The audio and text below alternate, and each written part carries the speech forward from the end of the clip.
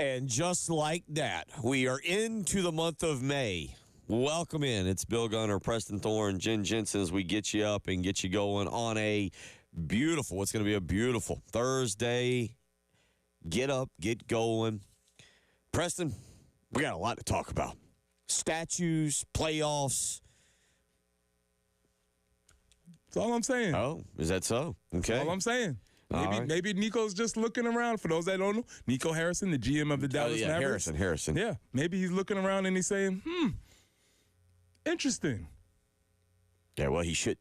Not after some of the really dumb comments he made a few weeks ago about thinking he put after telling everybody he thinks he's got a championship club. Nico Harrison really has about zero room to look at. I don't know. If he thinks, which he said openly out loud in front of people, that he's got a championship team, we'll just say that he's a moron right now. So if you want to say that you got rid of Luka and present a championship team, totally on board. When you all I will say is him and Luka are in Cancun together now. That is Luka well more compensated. But playoffs last night, I take it that you got into a little bit of Ant-Man, who the conversation about him is I think continuing to grow as to who he is in the NBA and what his status level is. If he could just grow up a tad. This could be the guy. But we'll wait to see on that. But yes, the Ant-Man has struck out another one. 15 points for Anthony Edwards last night, 11 rebounds. Last night was really a Rudy. As much as you led, you kind of buried the lead on that. It was a Rudy Gobert night. Oh, I got plenty to talk about Rudy Gobert. Rudy Gobert is a quintessential guy that everybody loves to hate. I was going to say, he's actually the perfect sidekick for Anthony Edwards in terms of things. He's actually if Anthony Edwards is likable despite himself, Rudy Gobert is absolutely unlikable because of himself. Okay. All right. So that was some playoffs last night. If you're wondering what exactly we're talking about, Minnesota last night, 103, Lakers 96. Minnesota eliminates L.A., so we now no longer have to see LeBron flopping all over the place. We have to see Luka, and we have to see all that with the Lakers. They're gone. Minnesota moves on. One real just quick thing is I noticed last night, because I forget about this, the Lakers were the 3 seed, the Timberwolves were the 6 seed. Mm-hmm. It felt like it should have been reversed. 4-1 is the way that series goes. So a little bit of playoffs. It's called the gentleman's sweep. Yeah, I hadn't gotten that before. Also last night, Houston goes up on Golden State 3-2. You got a favorite in that series? Like it's. Do you pull a little bit for Jimmy Butler and Steph Curry, or do you hate Draymond Green, or do we dislike Draymond Green so much that we're kind of like, all right, come on, Houston, eliminate Draymond Green? You could. The words are still up in that series, but you could hate Draymond Green with all your heart, but then you would look across the court and see Dylan Brooks. Oh, okay, good point. And then it'd be really difficult to rein that hate in. So yeah, if you're a person who loves to hate an opponent, these are 2 certified villains who you could easily get on board with not liking. Okay, all right. So we got that NHL playoffs last night. We've got a showdown, Preston Thorne. Okay, we're gonna have to get next week. We're going to have to get Patrick Perrette back on the phone. Oh, is it the Hurricanes versus the Capitals? Yes, sir, it is. Okay. We got the Capitals and OV against the Hurricanes. He sent me a tweet last night telling me that we are now mortal enemies. I love it. So we will have to track down the one and only Patrick Perrette, because last night the Capitals, they complete, as Preston just called it, the gentleman's sweep. Hurricanes did that same thing. Tuesday night, Hurricanes finished off the Devils, and that series was 4-1 last night. Capitals knock off the Canadians 4-1 in that, and they win the series 4-1. So we have a Capitals-Canes series coming at us very quickly. Yeah, the gentleman's sweep is 4-1, right? It's like, hey, we're gonna let you win one just so it doesn't look terrible. But go home. That's how you that don't got to go home, but you got to get out of here. So the early game NHL metrics, the playoff, all of it now, it really comes full circle as we'll bring Patrick Perrette back into it. Also last night, Florida whipped up on Tampa Bay. They won that series, so they move forward. And then a series that has actually been really good that I've not watched at all, St. Louis, Winnipeg, because It's St. Louis, Winnipeg. Yeah, I can't find any way to get my hooks in there. I can't find a great player. I can't find a great story. So I'm going to need to do some more research to really get into that one. Winnipeg winning last night 5-3. And that tonight, you got another really good night of playoffs. 4 matches in hockey. Toronto and Ottawa, which has been good. Vegas and Minnesota, which has been solid. Dallas, Colorado has been phenomenal. Dallas up in that one 3-2, and Edmonton and Los Angeles. Edmonton up in that one 3-2. That's what you get in the NHL tonight. NBA wise tonight, we continue to roll on with some really good series. Tonight, New York and Detroit. Does that? Oh, it's going to be so much fun. So much fun. And Denver and the Clippers tonight. Oh, so much fun. It's actually a really good Thursday night of playoff sports. I won't make it to the Denver Clippers. They play at 10. They start at 10 o'clock Eastern. Obviously, it's a West Coast series, so no fault on them. No shame on anybody. It's just how the clock works. But 10 o'clock for your boy on a weeknight, it's going to be rough. 803-404-6100. So there's a little playoff talk for you. Also yesterday, we get Dawn Staley and a statue. Huh? Haven't seen it yet. I need to see it. I saw pictures of it. I want to go. I hadn't seen it in person yet. I saw it on the TV and the Twitter and all that stuff. I need to see it in person. I'm looking forward to seeing that. Jen, have you seen it? Have you got a chance to check it out? I haven't been downtown to see it, but Okay. I've seen pictures of it, and the unveiling is pretty cool. I'm trying to think. A few weeks ago, ESPN, I think, as we were sitting here, they had the 30 for 30, or not a 30 for 30, but like a documentary piece that ran on everything on statues and people getting statues and how they can look really good or they can look like Dwayne Wade. Hers is better than Dwayne Wade's. That's what my concern was when I heard about statue. I'm like, these things, there's no middle ground, right? You got to nail it. I mean, they can go awfully wrong. There's the Dwayne Wade one, the infamous Cristiano Ronaldo. Yeah, Cristiano Ronaldo. Bust. Yeah, that's a terrible one. So this is something that they nailed, but I haven't been able to see it. But the old ball coach was in town. I saw for the unveiling. There were a lot of teammates. So cool deal. I'll make sure I go check it out. So we got that. Also, we'll get into a little bit of mock drafts. The way too early mock drafts. Yes. Look, and I said this after you left yesterday. It is list season. It is just fully list season yesterday. I got into the USA Today SEC football coaches rankings. Kind of want to circle back to that a little bit just to get your opinion on some of those. I'm starting to question whether some people are overrated. Brian Kelly, Lane Kiffin, kind of looking out there at you. Kind of looking at Lane Kiffin and Brian Kelly. As a matter of fact, they came to the conclusion by the end of the show yesterday, monster years for those guys. Yeah, I was listening on the road yesterday. You said Lane Kiffin and Brian Kelly, but you conveniently overlooked your boy. It's year 2 for him, and I'll give him a 1-year pass. But I did mention that Kalen DeBoer, lost to Vanderbilt. Probably should have lost to South Carolina. Lost a few others. Got smoked by Brent Venables in Oklahoma. I'll give him this year. He gets 1 year on the Gunter coaching list. But I think, and I tell you the other one that's interesting from that yesterday is Josh Heupel and whether Josh Heupel is maxed out at Tennessee. Wait till you see this quarterback he trots out there this year. And those fans who were so proud of him for taking a stand against Nico when he runs this third-string walk-on quarterback out there and he starts throwing picks. We'll see how strong a stand, how much he, how much bigger nobody is in the program. We'll see, Josh. So good luck. But speaking of, again, way too early discussion season, Preston, in that case, you get Lenore Sellers. God, wait, come on. Lenore Sellers in a mock draft. The way too early mock draft. That's the only reason I'm talking about the mock draft. All right, I have no other discussion of the mock draft unless it was directly related to the Gamecocks. So I am not a mock draft person, but I am a Gamecock person. So if we have the Gamecocks, something caught your attention. He is squarely in the running for the mock draft. 803-404-6100. So we got a lot to get into. Speaking of that mock draft, we will get into that a little bit. Where was Lenore Sellers in a mock draft that caught Preston Thorne's attention? We'll tell you all about it. You're listening to Preston Thorne, Bill Gunner, Jen Jensen. It is the Thursday morning edition of the Early Game.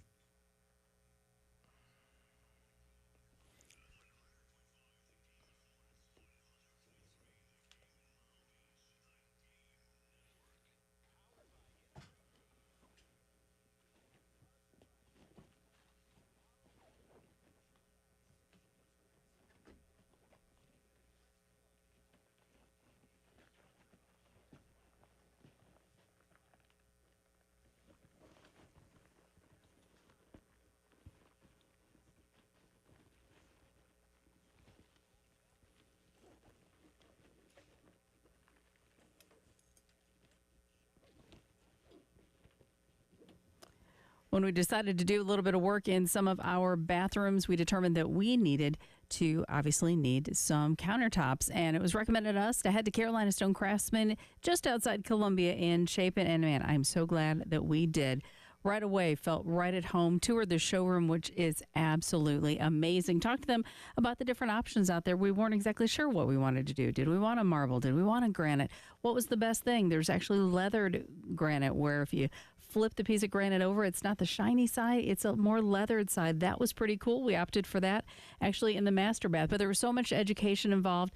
Every step of the process was great. And I'm telling you, if you need countertops for your kitchen or your bath, I encourage you to reach out to Carolina Stone Craftsman. Tell them Jen Jensen sent you. They are family owned and operated. Carolina Stone Craftsman, just beyond Columbia and Chapin, and beyond your expectations, I assure you. CarolinaStoneCraftsman.com.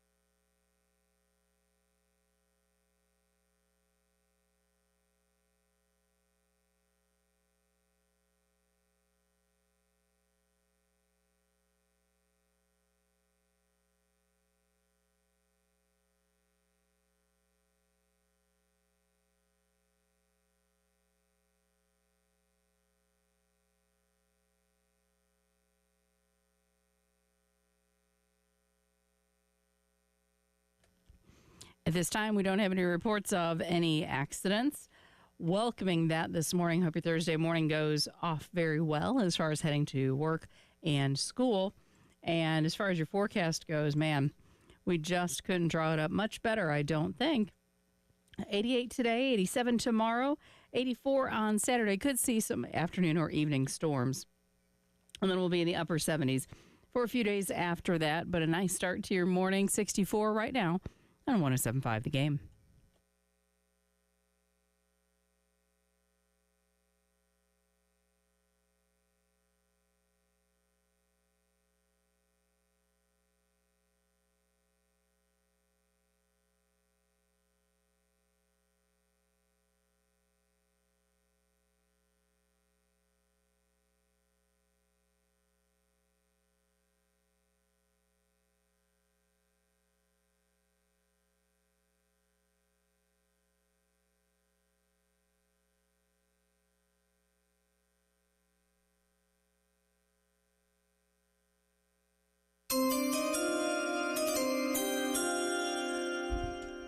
And with the number 1 pick in the 2026 NFL Draft, the New Orleans Saints select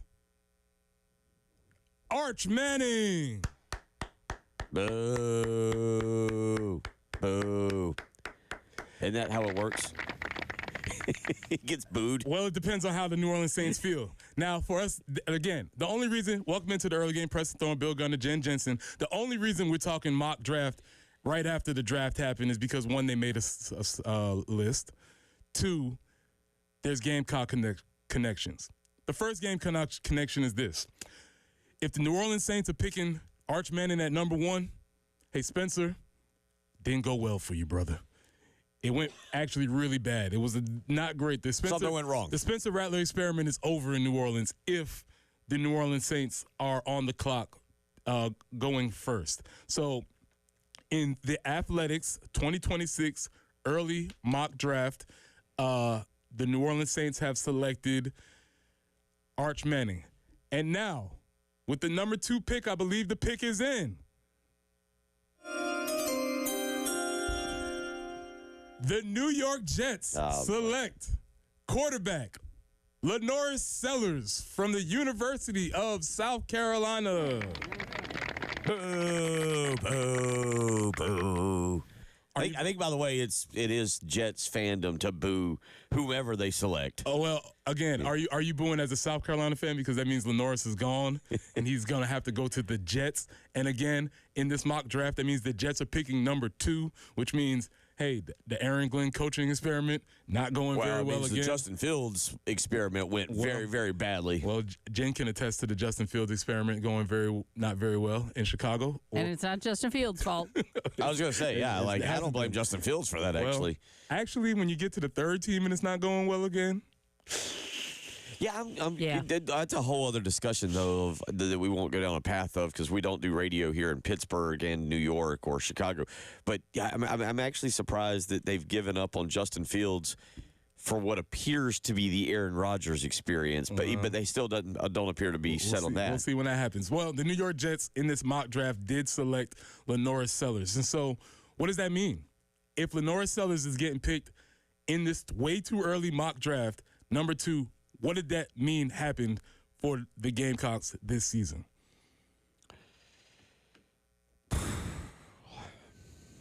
I want to say that we went to the playoffs. Okay. All right. But I don't think that necessarily has to be the case. LaNorris Sellers could have a monster season. But that's what it is. He had a monster season because me personally, not speaking for you, not speaking for Jen, not speaking for anybody else here, I just don't think he was good at the end of the year. But he was good to me as a college quarterback, making things happen. I go back to the play against Missouri where they came up, I think it was Missouri, where they came up the middle and scrambled up the middle, and he made a guy miss and fired a ball downfield to Brady Hunt on a key 3rd and 11 and advanced the chains. But I'm not sure that that's the plays you make in the NFL right now. That is a college play with his kind of creativity. I don't think that that's what you do in the NFL. I think he's got to refine his game more. We still got to see him continue to cut down on the turnovers, especially the fumbles. And then I'm kind of interested to see what he looks like in this Mike Shula offense because I feel like the appetizer we got in the bowl game leaves a little bit to be desired. Oh, it definitely left a lot to be desired. That wasn't his best game, nor was that Mike Shula's best game as a coordinator. This article says that this is probably too high to be putting LaNorris Sellers based on all of those factors that you just mentioned. However, if he does take another step forward, and I do think this is contingent upon Mike Shula, his development as the quarterback, his development within the system, if he takes another step forward in his development as a passer, then this guy is here. Intangibles, 6'3", 242. We hear it over and over and over again. Those statistics are not easy to come by. As a matter of fact, the Indianapolis Colts convinced themselves. Yep. Yes. They convinced themselves of my guy. I'm blanking on his name from Florida. They convinced themselves that he was going to be the pick. They'll be picking a quarterback soon. I can't believe you just made me forget. So LaNorris Sellers has a lot of space for development. He has a lot of space for development. NFL teams are excited about that. You are excited about a guy who you feel you can bring in, and he still has a lot of room to grow as a passer. In fact, that was one of the conversations that you had about the other main quarterback that didn't get picked, and Shedeur Sanders, was that nobody felt there was any room for development. So you pick Lenore Sellers feeling that the ceiling is still extremely high and there's a lot of potential. Anthony Richardson. Yeah, Anthony Richardson.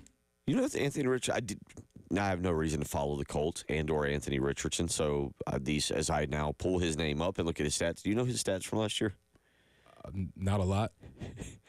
He led the team in passing attempts, more by 16 than Joe Flacco, but 8 touchdowns. Over under his interceptions. Oh, he's firmly in that Jameis Winston club. 12 interceptions. Okay. And completed 47% of his passes. I just, to look up his name, that I saw his stats, and I'm like, oh, dear. I'm with you on that. Lenoris is going to be, if he has somewhat of a decent year, he's going to be looked at as a developmental guy with high upside, which is, as you just said, the exact opposite of Shedeur Sanders. Shedeur Sanders is looked at as almost a finished product. Mm-hmm. At least this is now some of, if you want to go down the path of conspiracy theories and everything that occurred, a lot of people are saying, well, with Shedeur, one of the reasons is he's a finished product. Mm-hmm. He doesn't have great arm strength. He's not particularly mobile. He holds the ball too long. And who he is who he is. Whereas, as you just mentioned with Anthony Richardson, they were like, oh, that's a nice looking mold of clay. We can take that clay, and that is what you're talking about. What people will look at Lenore Sellers. Yeah, and there's a huge, but the big difference is that Lenore Sellers has had success in college. Anthony Richardson had no success. He's just throws the ball. He hit the roof in a workout, and everybody's like, oh, that's our guy. Let's go pick him. So you think about some of these guys that get picked. Again, Jackson Dart, Lenore Sellers is better than him. Jalen Milroe, I've been on that train saying that Lenore Sellers. You were very quickly in I am October. not sure. I'm still not completely sold on Cam Ward. Cam Ward was good. I don't know if Lenore Sellers won't be better than that year, than him this year. I can't say that. Jen, can we get the sounder one more time, because I believe one more pick is in.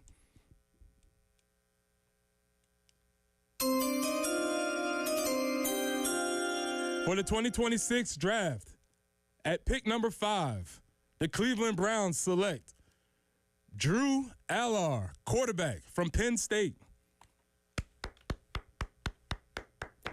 That would be 3 quarterbacks in maybe 4 picks. If somewhere I didn't look at but that would be 3 quarterbacks. And if you go back to this year, I think round 3, round 5. So something like that. Wasn't very many. That's not good. The 2024 quarterback class was notoriously weak. But the 2026 class is pretty strong, which is another indication of where Lenoris may go. But again, according to this mock draft, if the Cleveland Browns are picking number 5, it didn't work. Well, we don't think it's going to work. It didn't work. I don't think the Spencer Rattler experience is going to work in New Orleans. Well, I don't think that team's built to, he's got to be great. Justin Fields, if you were to make me rate who has the best season, 1, 2, 3. Justin Fields, Spencer Rattler, or quarterback to be named later for the Cleveland Browns? Yeah, whatever the Browns are going to do. Whatever they're going to do. Joe Flacco? Yeah. It would be Jets have the best season, Saints have the second best season, whatever that is, 7 wins for the Jets, 5 wins for the Saints, and 3 for the Browns. Browns have successfully taken the bakery and turned it into a dumpster fire. Yeah, I think that's interesting. Again, it's not about who got picked. It's about also looking at these teams who they project to be early in the picks, and none of them have these draft picks from somewhere else. But I think it is interesting to look at Lenoris, and I think we have to start looking at Lenoris as this type of guy. He's a first-round projection. He's a first-round talent. He's a first-round guy. And if he lives up to those standards, then that obviously bodes well for South Carolina as far as the record is concerned this year. This goes back to what we talked about. I wouldn't say the bowl game was significant, and this is kind of what I brought up again yesterday. I wouldn't say the bowl game was significant from a win-loss standpoint, but again, can you imagine had if South Carolina won the bowl game and that excitement creeped up? Because what we're talking about, Lenore Sellers right now is basically a top 8 Heisman candidate.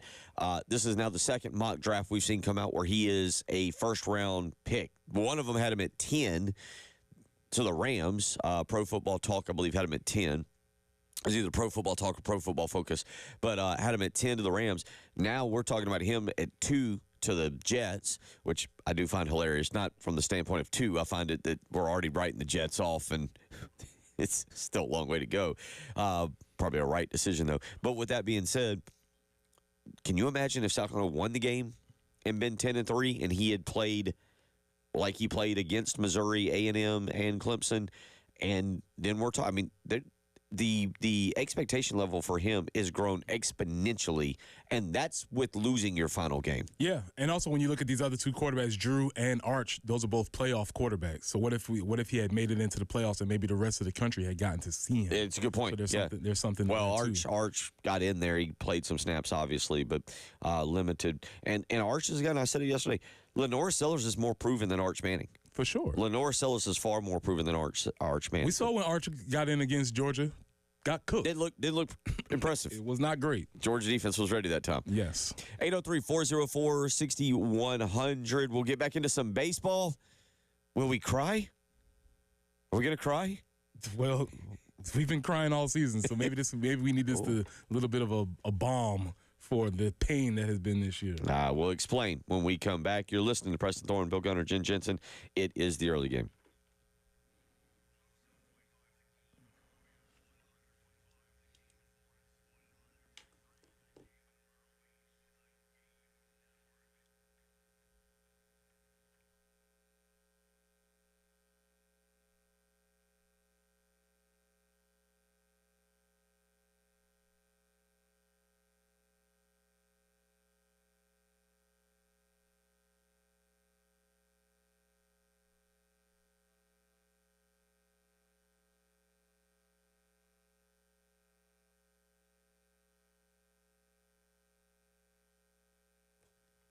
Bill Gunner for Zerorez Carpet and Air Duct Cleaning. That's right. With Zerorez's patented ZR water technology, you know that this summertime you can give your family a clean start just by calling Zerorez. 803-262-4020.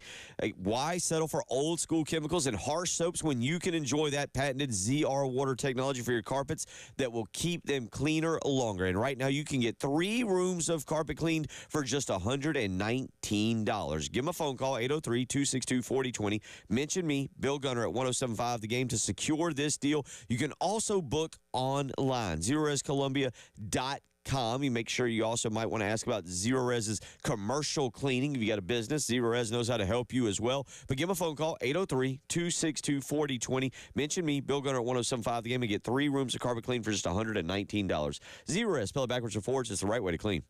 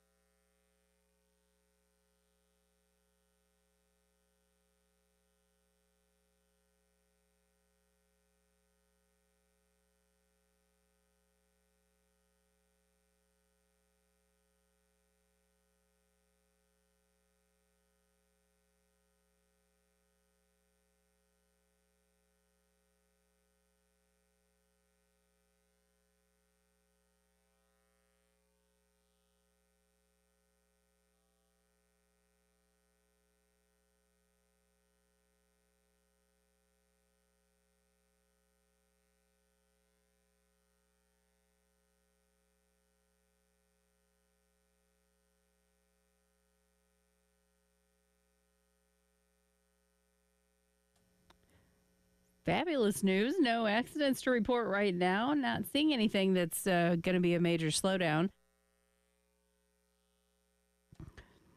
And your forecast, it's not really going to slow you down either. 88 for the high today, 87 tomorrow, 84 on Saturday. An afternoon or an evening storm could be popping up then. Sunday looking at some clouds and 78. So very nice in that respect. But again, we start off with a nice temperature and kind of getting your day started off at 64 on 107.5 The Game.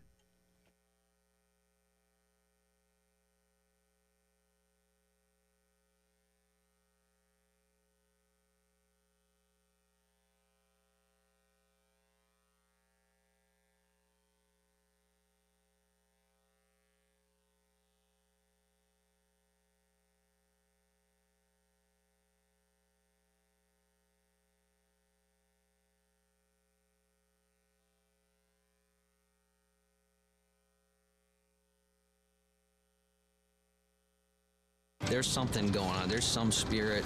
It's bigger than us. Charlie and Baylor. Let's do it for them. That's when you knew we're meant to win. Back to back for the Garden in Black.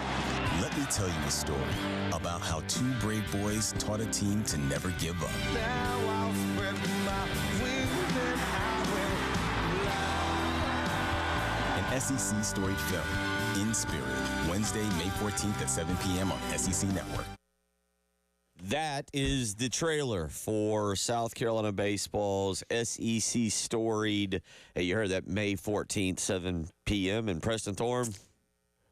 I had a scheduling conflict on May 14th, but I guess I'll be watching this now. You know, May 14th was NFL release day, but I will put the NFL on hold for that, so it's okay. 2 TVs. Nah, you can't. I want to devote my attention to this documentary. Okay. Don't want to have 2 TVs for that. Maybe a second screen, just checking to see which team, because that'll be the day when I'll be making my decision. So it's a big day for, that is big day for me on May 14th. That's a good point. I was going to be, because I got to be honest, I have no interest in the NFL schedule release. But interesting that we're going to get this documentary on the baseball team. Why you say it's interesting? Well, for multiple reasons. Unfortunately, right now, not good reasons. Okay.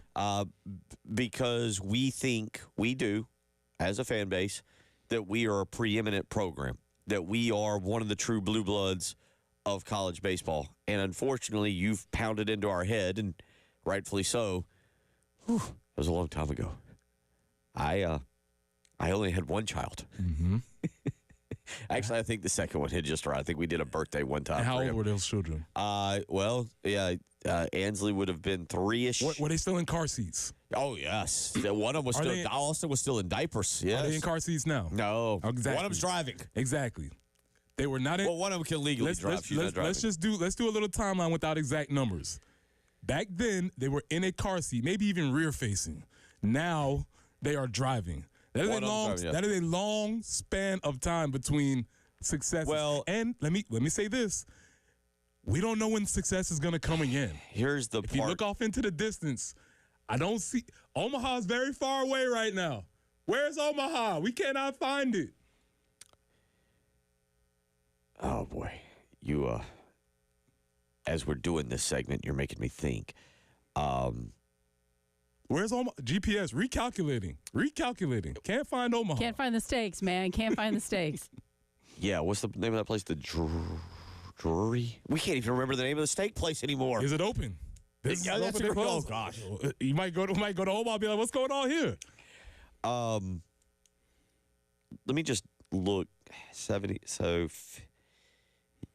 yeah, 97. What I'm going to say here is it's 2015. Like, you realize we're 2 years away. We're 13 years removed from our last Omaha visit, which is almost the same amount of years Ray Tanner coached. That's one of my favorite games. I like this. You see, I'm trying to how do I phrase that properly? It's kind of that weird thing you do where you're like, oh, you know, it's been 43 years since I've been born. If you do 43 minus 1982, you realize like one of my favorite games. But you realize that Ray Tanner was hired. He was on staff for 15 years, 16 years, 97 to 2012. We've almost gone that amount of time without going back to Omaha. And what do we have in that period? We had six appearances. Am I right on that? 6 appearances. Is that right? I don't know. Okay, I'm thinking that's right. 6, I think, is the number. And 2 national championships. So, and basically, we closed one stadium, and then we opened the next stadium, the Charles Schwab Stadium, and it's been 14 years since that stadium opened up, and we won our last College World Series. We're all going to cry right now. Preston said on the rundown, we're going to cry. We're going to cry. Hey. And that's the point. Think about an earlier time. You hear the hootie in the background. You hear Darius's beautiful voice. Darius wasn't even a country singer back then. That might have still been Hootie back then. That wasn't even Darius. Who knows what was going on in that time period? When they make documentaries about teams, that means that happened a long time ago. This is not a recent thing. This is something where you gather your kids around. You say, kids, let me tell you about a time.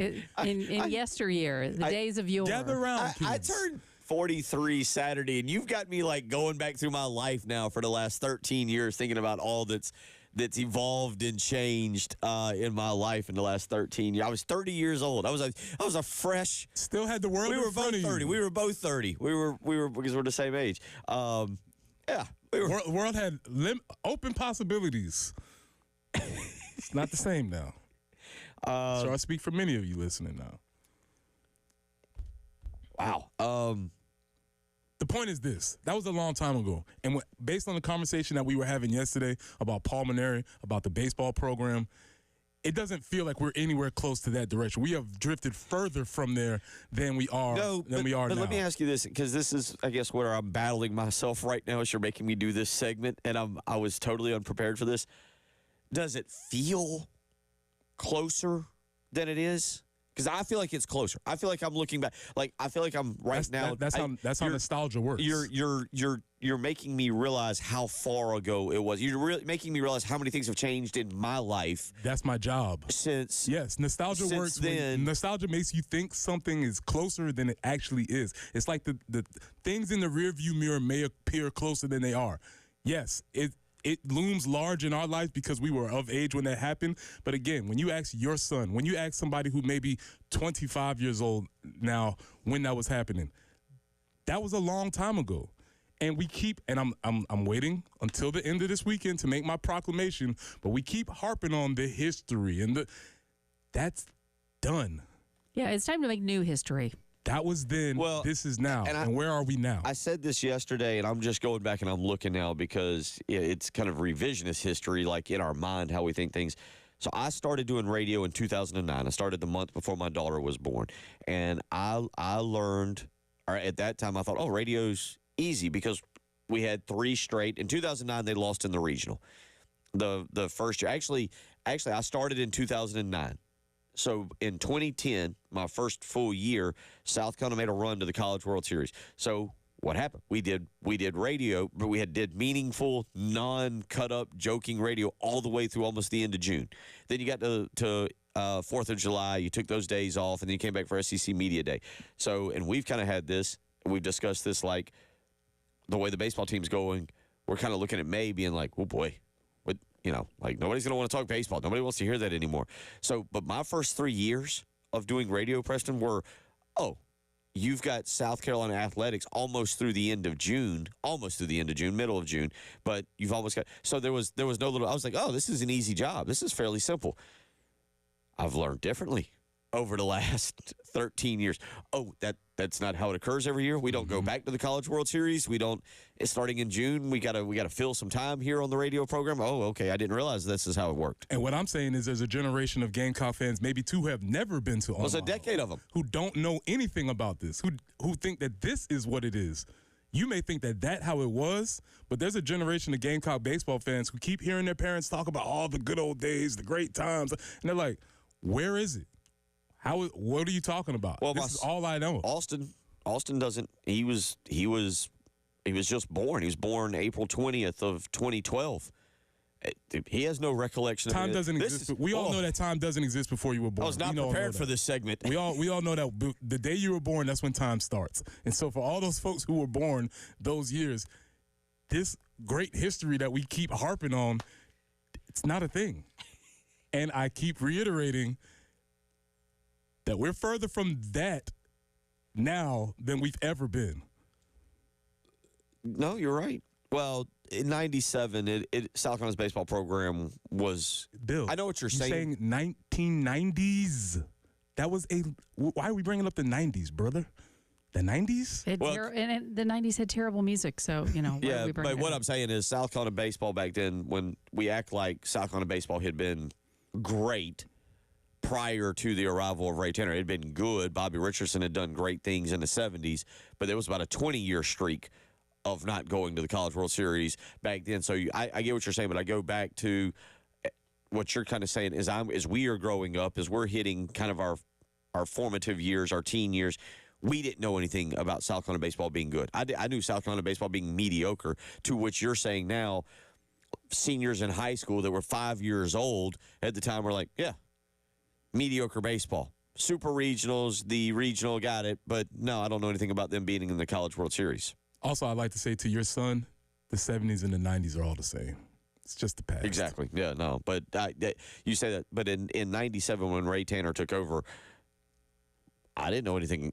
South Carolina baseball had been in a slump just like they are in now. Not as long, longer. But yeah, 803-404-6100.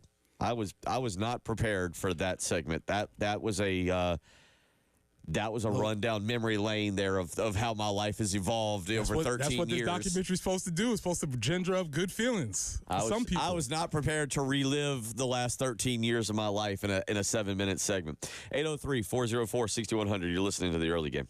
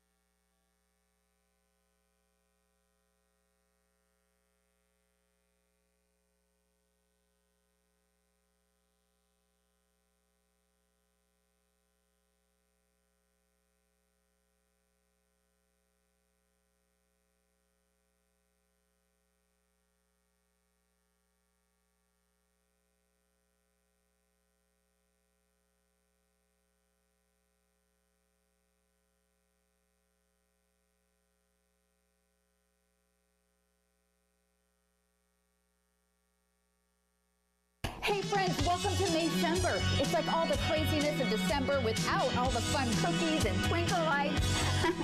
Do you remember the time of year we call December? It's the end of the school year. It's when her calendar's a calamity. Yeah. There is a banquet and a covered dish, and you have to make it. Welcome back into the early game. We are here. May 1st, the beginning of Maycember. Bill, are you familiar with this concept? No clue. Saw you put this on the rundown and thought, I'm going to learn something today. Maycember is the month, as they just explained. It is May, has all of the activity of December without any of the fun. So in December, you get to have all of the fun. You get the presents, you get the cookies. Are you familiar? Your face looks like mine right now. Are you familiar with what he's talking about? I'm not. Okay. Nope. You get to have you get to have all of the cookies in December. You get to have the fun. You get Christmas. It's a celebration. May is just chaos. May is when you have obligated activities, graduation, Mother's Day, state testing, banquets, end of year parties, all of the things that are happening, particularly if you have school-age children. All of these things are happening in the month of May, and you have to go to them. Jen, play it one more time. Let's start it again. For those that are not familiar, May 1st is the beginning of Maycember. Hey friends, welcome to Maycember. It's like all the craziness of December without all the fun cookies and twinkle lights. Do you remember the time of year we call December? It's the end of the school year. It's when her calendar's a calamity. Right. Your calendar is the calamity. 803-404-6100. What does your Maycember look like? Do you have a bunch of events that maybe you are obligated to go to? Maybe you're hosting. Maybe you've been invited to. Maybe you do not necessarily want to do, but you have to do. Events such as graduations for children, graduations for nieces, graduation for goddaughters, Mother's Day, state testing, end of the year banquets, all of these things that are happening because we all have to jam our calendars and fill them up with things that are happening in May before the end of the year. I say before the end of the school year. And that's not to mention things that are taking place probably like because the weather is getting nicer. So now we're talking about weddings and showers and all of those things. And then in my world, it's a lot of racing going on and a lot of fun with all of that with the month of May in Indianapolis and coming up in the All-Star race for NASCAR and the Coca-Cola 600. Yeah, so it is a busy month. When you look at the month of May, I would imagine many of you out at the 803-404-6100 looking at your calendars for the weekends.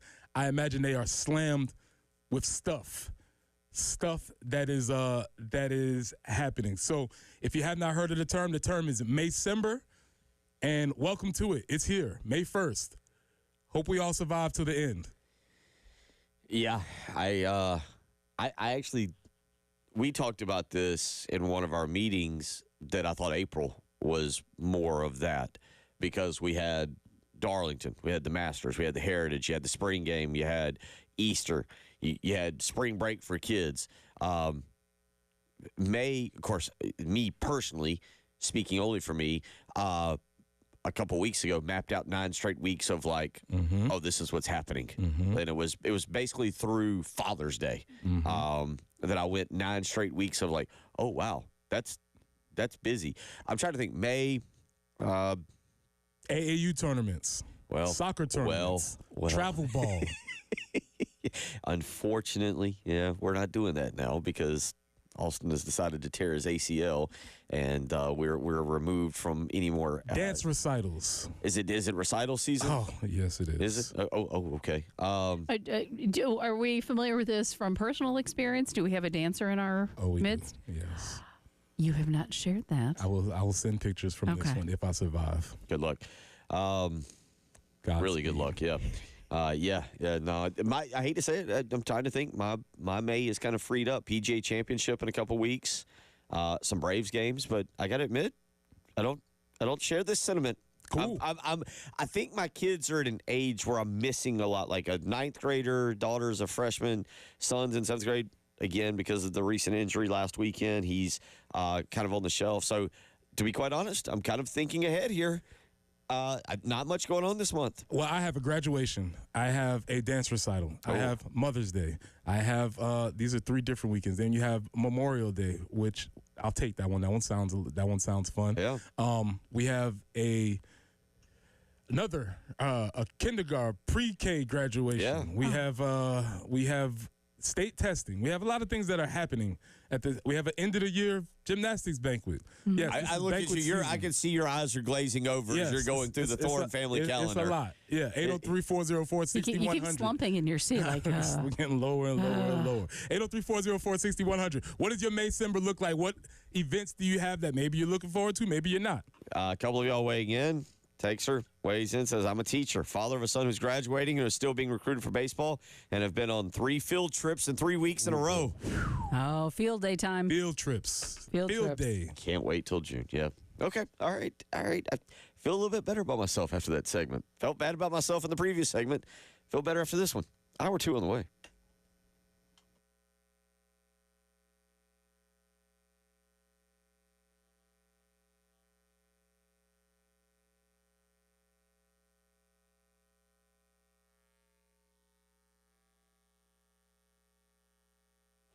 Bill Gunner for Dr. Dan Balknight and the Men's Clinic. Let me ask you, is there something about you that is not generic? Of course there is. You are not generic, guys. And as we get older, our health, well, can tend to change a little bit. You just heard Preston go through that list of things just for the month of May. And you know what? If you got brain fog, you might forget some of them. Maybe you've got issues at work, at play. You're gaining weight. You're not real sure why. You're losing weight. Maybe you're losing hair. Maybe something else is going on in your life.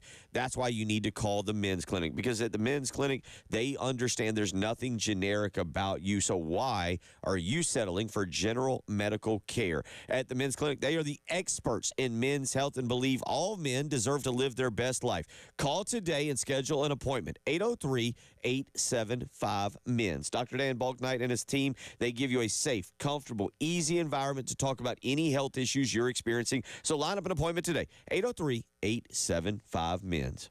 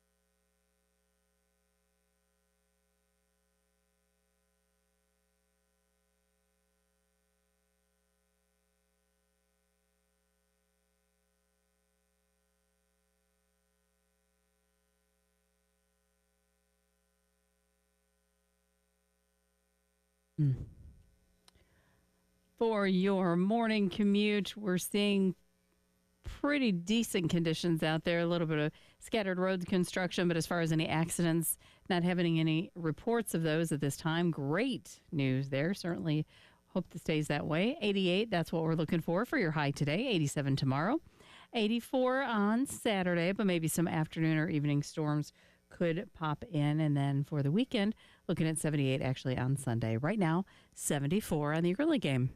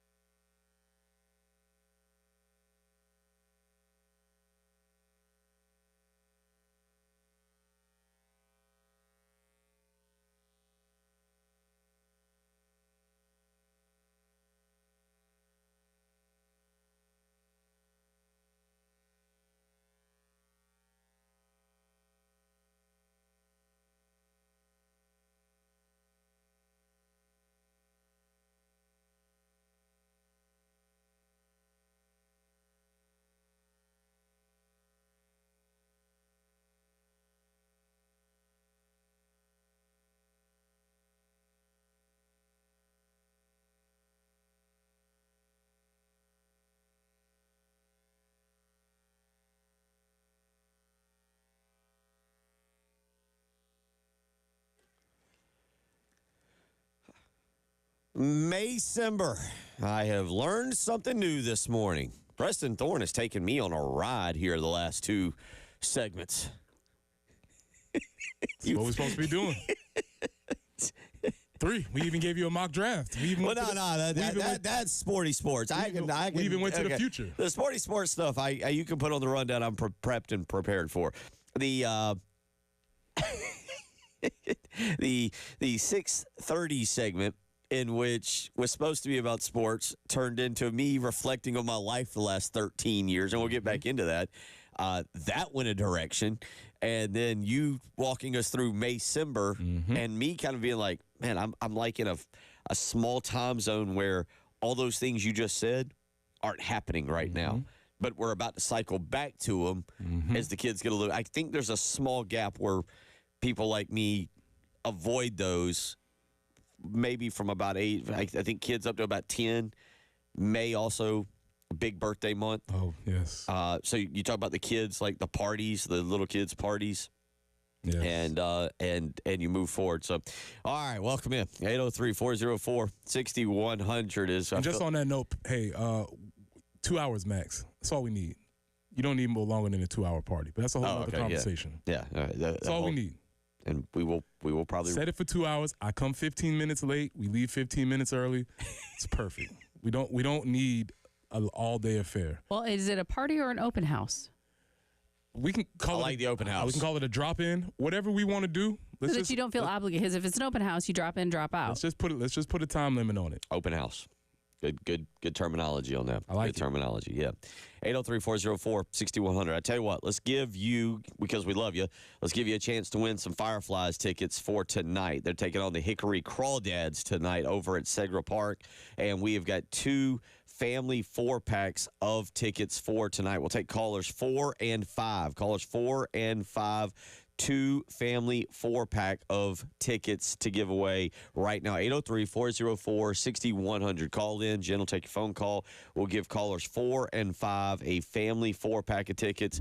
This is hump day for Preston Thorne. For me, it's the beginning of the weekend, as I always label it. So you can get your Thursday night off going in style, your weekend in style, with a family 4-pack of tickets right now to the Columbia Fireflies against the Hickory Crawdads tonight. 803-404-6100, how you can do that. Also tonight over at Beckham Field, Preston Thorne, softball. They take on Alabama. They get their final regular season series of the year going. And I'll be honest, we're going to track them a lot closer starting next week. They go to the SEC tournament. They were going to be playing for the potential to host a regional. If they win the series this weekend, if they sweep, they're still in contention to maybe be a super regional host as well. Yeah, every year I watch the tournament. Unfortunately, for a lot of these years, have not been able to watch the Gamecocks play in these tournaments. So I'm really excited about this time of the year to watch the women's softball tournament. So Ashley Chastain Woodard's team again tonight, 6 o'clock over at Beckham Field. If you want to get out and support them, it's been a phenomenal season, obviously, sitting at 37-13. They do need, as I said yesterday, to win 2 of these 3 to get an above 500 record in conference. And Preston, we talked about that several weeks ago. If you think the SEC is good in baseball, if you think they were great in basketball, you know what they are in football, softball might actually be the biggest gauntlet of all of them. Absolutely. And just, oh, yeah, by the way, best softball team in the galaxy, welcome to the conference. Yeah. Here you go. Thanks, Oklahoma. You're here. And then they're not in. Now it's Texas. Did you see, by the way, they did the Savannah Bananas thing up at Memorial Stadium this week. The Braves are playing at Bristol in August. Did you see the discussion of playing Texas-Oklahoma softball because of how big that is at the Cotton Bowl?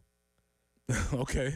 This is in discussion to move that game to move that weekend series to the Cotton Bowl for Cotton Bowl. So, but the Gamecocks tonight, again, 6 o'clock over at Beckham Field. Speaking of a little baseball, softball, let's get into a little bit of chop talk, Preston Thorne. Just budding. It's just budding. Are the Braves getting hot as we turn into May? Heating. Okay. They are warming up. You know when you put the water to boil and you just see a couple little bubbles come up, you're like, okay, we're there. We're getting there. The water's warming up. A couple little bubbles are popping to the surface. Not a rolling boil, not a raging boil. So I wouldn't say we're hot. I wouldn't say we're boiling, but I would just say we're heating up. Braves have won. They've been hot. They lost yesterday. They lost 2-1. Chris Sale. Remember how good Chris Sale was last year? Chris Sale 1-3 so far this year. So it feels like the Braves are kind of finding their footing while their main guys are not finding their footing. So just get your guys kind of right and going. Braves 14-16 right now, but that does have them actually. They had back in mid-April. They went on a nice little 4-game win streak, dropped a game to St. Louis, went on a 3-game win streak, dropped the series ender to Arizona, won 2 more against Colorado. But guess what? Guess what's coming this week or this weekend? The big bad Dodgers roll into town Friday, Saturday, Sunday. Okay. Not as big or as bad. They are the big bad rich Dodgers, but they're playing decent baseball. They're not world beating right now. So yeah, bring them on. Let's go. You're right about that. The Dodgers 21-10. They're cool. They're up in the West on the Padres by 1.5 games. Braves, by the way, 14-16 as I mentioned, 6.5 back of the Mets. Not a bad number as we sit here beginning the month of May. Yeah, it's a good spot to be in. Way better spot than we thought we were going to be in as we started this season. What was that? 0-7. Yes. 0-7. So think about that. 14-16 now. So you've gone 14-9 since an 0-7 start. So they've definitely changed some things. And to your point, they're still not playing lights out, and they're still not they're not necessarily lighting the scoreboard up. One of the things, always metric, I'll try to bring something in here. RISP. Okay. Runners in scoring position. Good number. Not very good. Oh, well, good note. Yeah, okay. 26 in the MLB. 183 average right now. And if you even niche it down even further, you want to get into the real advanced analytics, like the money ball. Runners in scoring position with 2 outs. Obviously worse. Some people would say it's a small sample size, but they are not good. Matt Olson, 2 for 12 in those situations. Oh, wow. So the guys, Ozzie Albies is 1 for 10 in those situations. So the guys that you want to be up in those situations, they're not delivering. That's bad news, but kind of good news because you're still starting to win a little bit. So there's a lot of ways that you can look at this, but I think things are trending up for the Braves. Yeah, Dave, remember, this is a number that I've kind of been tracking here because a few weeks ago when we did this segment, the Braves were batting 151 as a team. Not good would be the way to describe that. They're up to 245, but you just mentioned 2 guys in particular that I was gonna point out. Matt Olson right now is batting 234. Okay, so you've kind of turned things around a little bit with one of your premier sluggers not getting the job done right now. 23 walks on the season, 23 strikeouts on the season for Matt Olson. He is just not really giving you much. 4 home runs, 15 RBIs. Ozzie Albies, 238 on the season. So not much better. 18 strikeouts, just 10 walks on the season, 4 home runs, 13 RBIs. Those are 2 guys that you've got to get going. And if you can get those guys just somewhat going and get the return probably towards the end of the month of Ronald Acuna Jr., all right, if you can stay 6.5 back, you're setting up for a summertime run at the Mets. Yeah, that's why I say this is a glass half full situation right here, because the players are not playing well. The best players are not playing particularly well, and you're still gaining ground. You still have two players that you're waiting on, even though the Spencer Strider situation, I don't know how that's going to turn out. We'll see. But you got two of your best players are still waiting to returning. Some of your other players are not playing their best, and you're still gaining ground slowly. So to me, this is a glass half full situation. It's not obviously the spot you would want to be in, but it's a good spot right now. Speaking of Spencer Strider, excuse me, back on the IL last week, hamstring strain. Preston, what is a hamstring strain? Yes, man, when you can't go. The hamstrings are the things that make you go, man. And you know, he's definitely known for wearing those tight pants and those quads that he has, those beautiful sets of quads that he has. And when the hamstrings aren't good, you can't push off, you can't stop, you can't do all the things that make you into an excellent pitcher. So that's not a great spot to be in. Yeah, he went in last week to the 15-day DL. So he is set to come back roughly middle of next week, and we'll see how he kind of returns, because, Preston, as you kind of said, you're still kind of fighting it with Strider, trying to get the best you can. You're also now trying to get Ronald Acuna Jr. back. And then on top of that, you're trying to get your big dogs, your big bats kind of going. Marcell Ozuna has kind of held his own. You feel all right with him right now with what he's done on the season, as he's batting .283 currently for the Braves. He's got 44 total bases. He's got 26. Well, I mentioned Matt Olson, 23 and 23 walks and strikeouts. Marcell Ozuna, these are just great numbers. 26 strikeouts, 24 walks, 5 home runs. He's something just when he comes to the plate, something wild is going to happen. Yeah, but Marcell is either going to swing, he's either going to swing for the fences, or he's going to look at the ball go by. One other guy, Michael Harris Jr., kind of, again, another guy that needs to get it going, batting .233 on the season. Probably needs to look at a few more pitches. Just 4 walks. It's hard to believe that a guy can have 116 at-bats, Preston, and have just 4 walks. Now, Michael Harris Jr., he's going to take a cut. He's not going to get cheated at the plate. He's like, look, man, they're throwing, I'm swinging.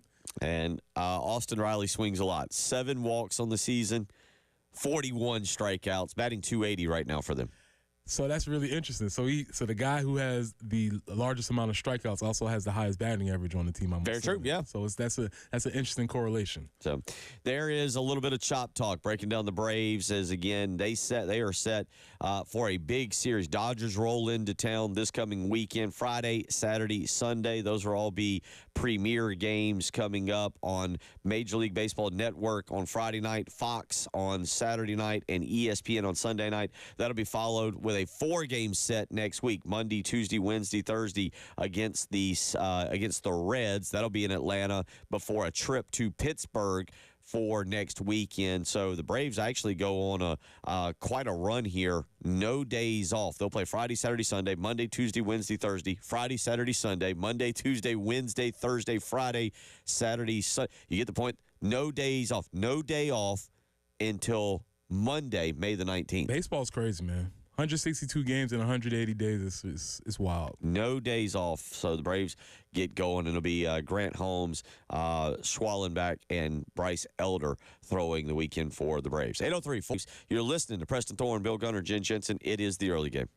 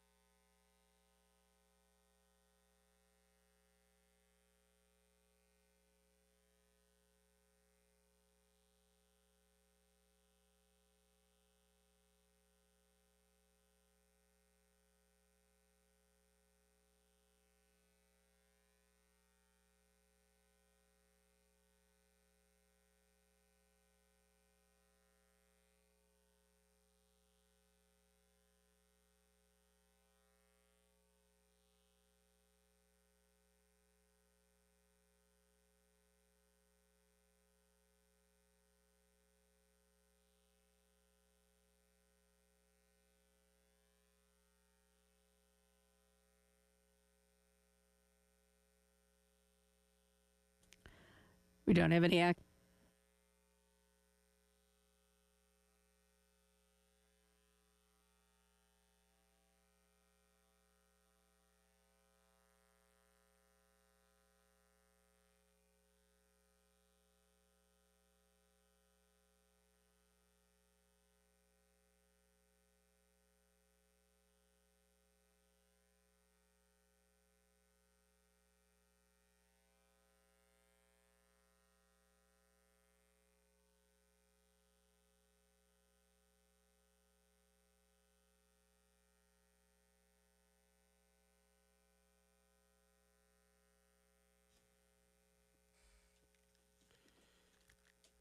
A reminder, we got baseball coming up tomorrow, Saturday, Sunday. Gamecocks and Florida tomorrow night, 6:45 pregame, 7 o'clock first pitch. And that means you've got a chance to win all the cash in the pot in the Palmetto Citizens Federal Credit Union Grand Slam giveaway. If a Gamecock batter hits a Grand Slam, you can win right now $350. For every game that there's not a Grand Slam hit by a Gamecock batter, that pot goes up by $25. Go to 1075thegame.com and get registered. Again, it's the Palmetto Citizens Federal Credit Union Grand Slam giveaway.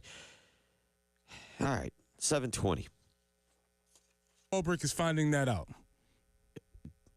He's learning, don't leave your iPad unattended. Yeah. When your 21-year-old son is home. Yeah, that's fine when it's a 5-year-old.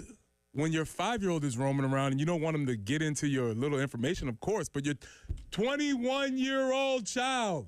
And your 21-year-old should know, with the position that you're in, that there is important information that is, should be private. Yes. Should not be accessible, confidential maybe even. Yeah. Yeah. So if you're driving your child to school right now and you're thinking, oh, yeah, it's going to get better, I'm not going to have – no, it's going to be forever. Yeah. Forever and ever.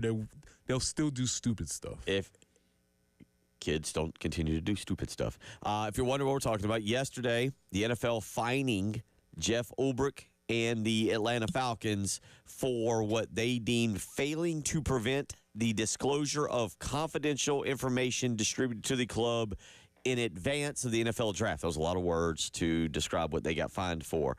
But the NFL fines the Atlanta Falcons $250,000, $250,000, and Ulbrich himself a nice lump sum of $100,000. I think the son needs to be getting a paper route. Yeah, he's going to have to figure something out. Yeah. To me, they should split it down the middle because dad should not have had that information accessible. And the kid should have known better to not be a clown. Yeah, he's got to figure it out. Listen, Jax Ulbrich. I don't know what your bank account looks like, sir. It's not $50,000. I promise you that. Well, I don't know. His dad's been a defensive coordinator for a long time. His dad's bank account probably looks like that. I highly doubt he's been like Jax. And this would be my solution for it, Jax. You can give it to me over time. Yep.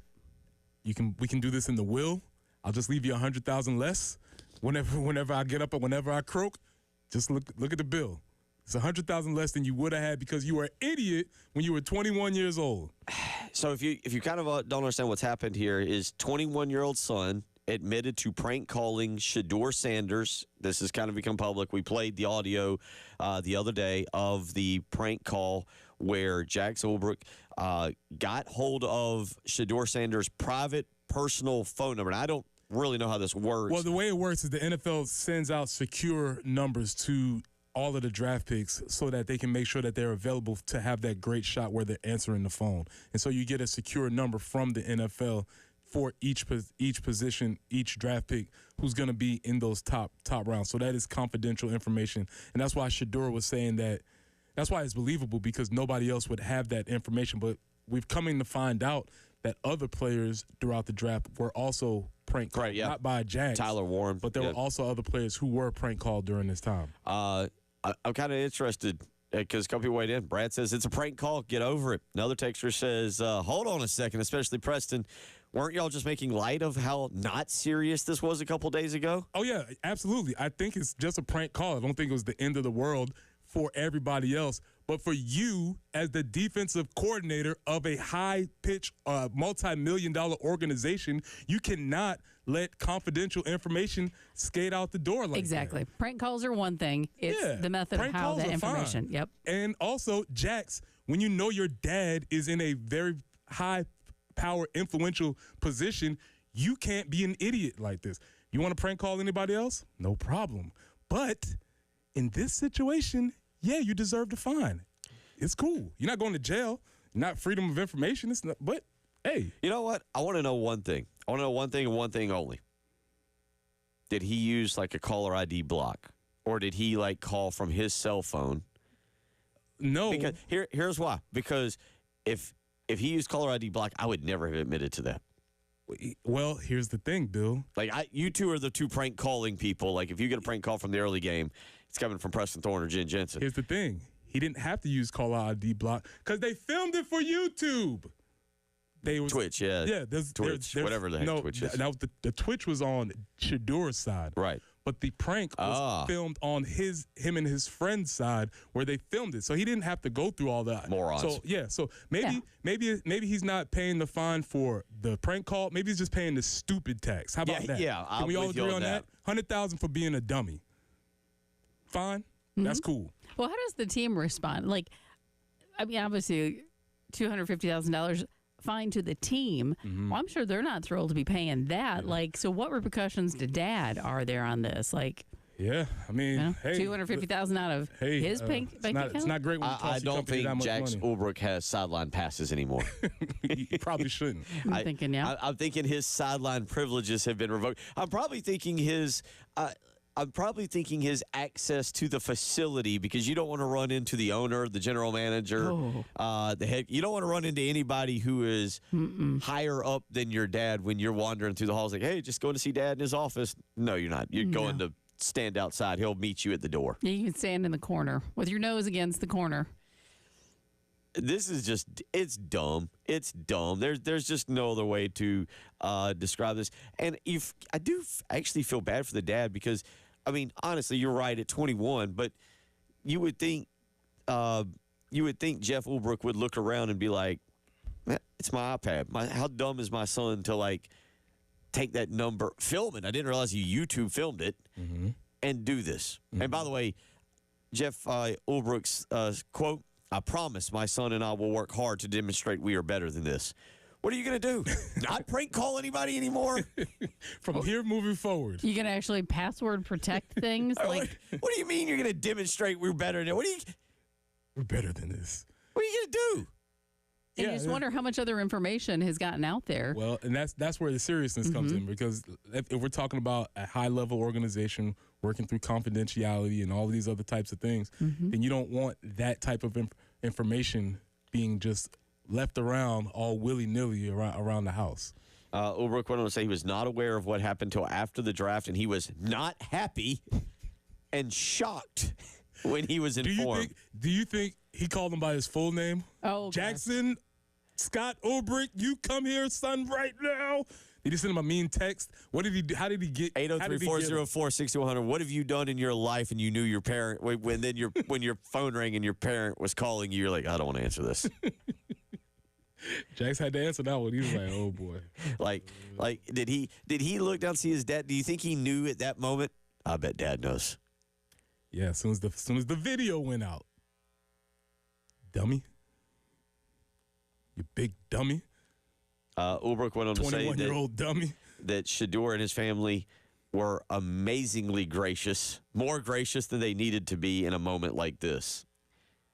803-404-6100. I tell you, we'll hit a break. We'll come back. I'll get to the phone lines. More parenting. This one's more on the dad. This is more the next segment will be more directed at you, the parent, than you, the child. 803-404-6100. It's the early game.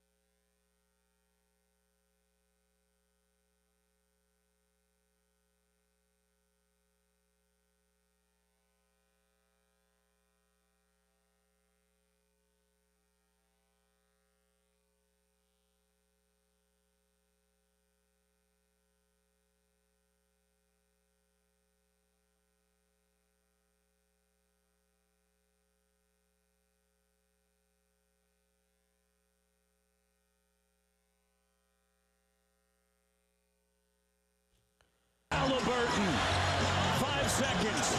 4 seconds. Halliburton for the lead. 1.3 to go. Pacers by 1. Porter to inbound it. No. Giannis is going to take it now. Here's Gary Trent Jr. Lets it fly. And the Pacers are moving on. What a comeback in overtime. Those are the words of well, I don't know actually who was calling that, but I was going to say that was the other night. Indiana knocking off the Milwaukee Bucks, and that led to a little, shall we say, brouhaha?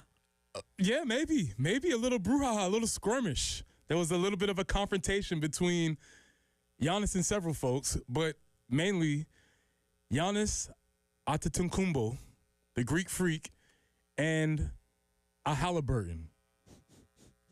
Not Tyrese Halliburton, the player on the court, the guy who was playing the game, but Dad Halliburton, who came out of the stands to recklessly taunt our sweetest, gentlest NBA All-Star, the only guy who we actually really, really love in the NBA. And I would warn you all, if you see Giannis get mad, you get on Giannis' side, because Giannis is right about everything.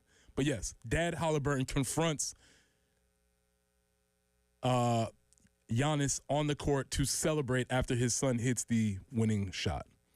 Yep, John Halliburton. John. I was just going to call him Dad Halliburton. So the previous segment was all about the father dealing with the son's issues. Mm-hmm. This segment is about the son having to deal with the father's issues. And Jen, let's play this. This is clip number 9 from, or excuse me, this is, I tell you what, this is clip number 9. This is Tyrese Halliburton, who, by the way, very good player, beat Giannis off the dribble. Ooh, yeah, he crossed him up, too. Got him good, made the layup. Made the layup, won the series for the Pacers. If you're not paying attention, the Pacers, don't have Reggie Miller anymore. Larry Bird's not coaching anymore. Rick Smits is not the Flying Dutchman anymore. Mm-hmm. But the Pacers are pretty good. Halliburton makes the layup. And so, Jen, let's play what Tyrese had to say on his dad's interaction. You know, as far as the incident between Giannis and my pops, I had no idea it happened until I got to the back and was showed the video. Me and my pops have talked about that, and I don't agree with, what transpired there from him. I think basketball is basketball, and let's keep it on the court. And I think that he just, got excited, saw his son make a game winner, and came on the court. But I think we had a conversation, and I think he just needs to just allow me to just play basketball, stay over there. I'll come to him to celebrate. But I think just the emotions of the game just got excited there. But I talked with him. I'll talk with Giannis eventually about it. Just I don't think that my pops was in the right at all there. And yeah. Ah, yes, the old I'll talk with my pops and have a word with him. Yeah, Dad. Right? It's one of these situations like, come on, man, you are embarrassing me. I am a grown adult. Out here making all this money. Exactly. I'm out here making all this money. Shadur's trying to upstage Dion. What are you talking about? I'm being great, and you are embarrassing me. And this just led me to thinking about, hey, parents, don't embarrass your kids at sporting events. I know it's May-Cember. There's probably a lot of tournaments happening. You're going to travel baseball, volleyball, softball, whatever. Cheer your kids on. But do not embarrass them, because I assure you that you can absolutely embarrass your players. And if Tyrese wasn't a grown-up, he would be he was probably embarrassed by having to talk to his pops about Do you think he actually talked to him, or was that just... Yeah, because then you're in a situation like, come on, man. You know what? I will say this. If Dad Halliburton did this in the NBA playoffs, I'd imagine he's done this several times along the way. You don't just start. He did somewhere in AAU. This doesn't just start. Absolutely, this is the thing. And this brings me to another thing. Mm-hmm. I think I'm going to be okay. I saw this the other day, and I'm glad we've got to this because I feel like if you're the father and you're wearing your son's jersey, okay, that's a start right there if you're going down the wrong path. I think I've come to the conclusion that moms, you're okay. Okay. If the mom's wearing the jersey, the purchased jersey of your son or daughter, whatever, I'm okay with that. Mm-hmm. But I think the father is not allowed to wear the jersey. older men in jerseys, A, shouldn't be happening. But B, fathers wearing sons' jerseys, no. Okay, I think this is an interesting proposition. I'm willing to explore all of it. Now, what age? Of player? Yeah. Because I don't think yeah. What age are we talking? I think at any age. 10 to 12. But I'm saying, like, you wearing your 10-year-old's jersey? Get out of here. Well, that means that. I hope that means you had a custom-made jersey. So I agree, and I'm ready. I'm willing to walk down that path, and I think there's something interesting to that. But yeah, the whole concept is this: hey, parents, chill out. We see it on this major level. Obviously, if he's wrong on the biggest level, you're probably wrong at your local municipal travel ball field also. So don't embarrass your kids. Cheer your kids on. Support them. If you need to walk around on the outside so you can yell obscenities, you can do that way over there, but relax. Don't embarrass your kids. You got me going down a different path, though. I'm trying to think. T-shirt with name on back. That allowed? You think that's okay? Depends on what. For the father. For the father. Depends on what level we're talking. Well, no, I think there's ages on this. Well, what do you got? I'm gonna say anything before high school is a non-starter. Okay. Varsity, because I'm of the opinion that sports don't start till varsity. Okay. So anything before varsity doesn't count. It should be all fun. So we probably shouldn't be having jerseys. Okay. All right. Yeah. Because that is John Halliburton, Father Halliburton. Dad Halliburton. And a matter of fact, Jen, I'll tell you what, let's also play this because this is the flip side of it. This is number 8. Our sweet king. This is listen to this guy. This is Giannis on his interaction with John or Father Halliburton. I believe like being humble in victory. That's how I am. Now there can be a lot of people out there that are like, no, when you win the game, you gotta. You know, it's a green light for you to be disrespectful towards somebody else. I disagree. I've won the championship. They haven't. Losing a game, emotions run high. Having a fan, which at the moment I thought he was a fan, but then I realized he was Tyrese's son, which I love. Tyrese, I think, is a great competitor. He was his dad, sorry. Coming in the floor and showing me his son a towel with his face. This is what we do. This is what we effing do. This the F we do. This. I feel like that's very, very disrespectful.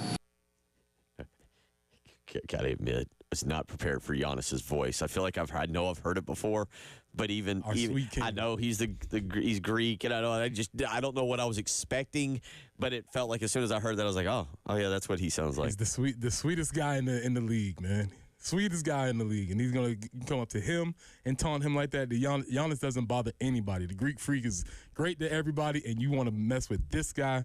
Get out of here, Dad Halliburton. You're dismissed.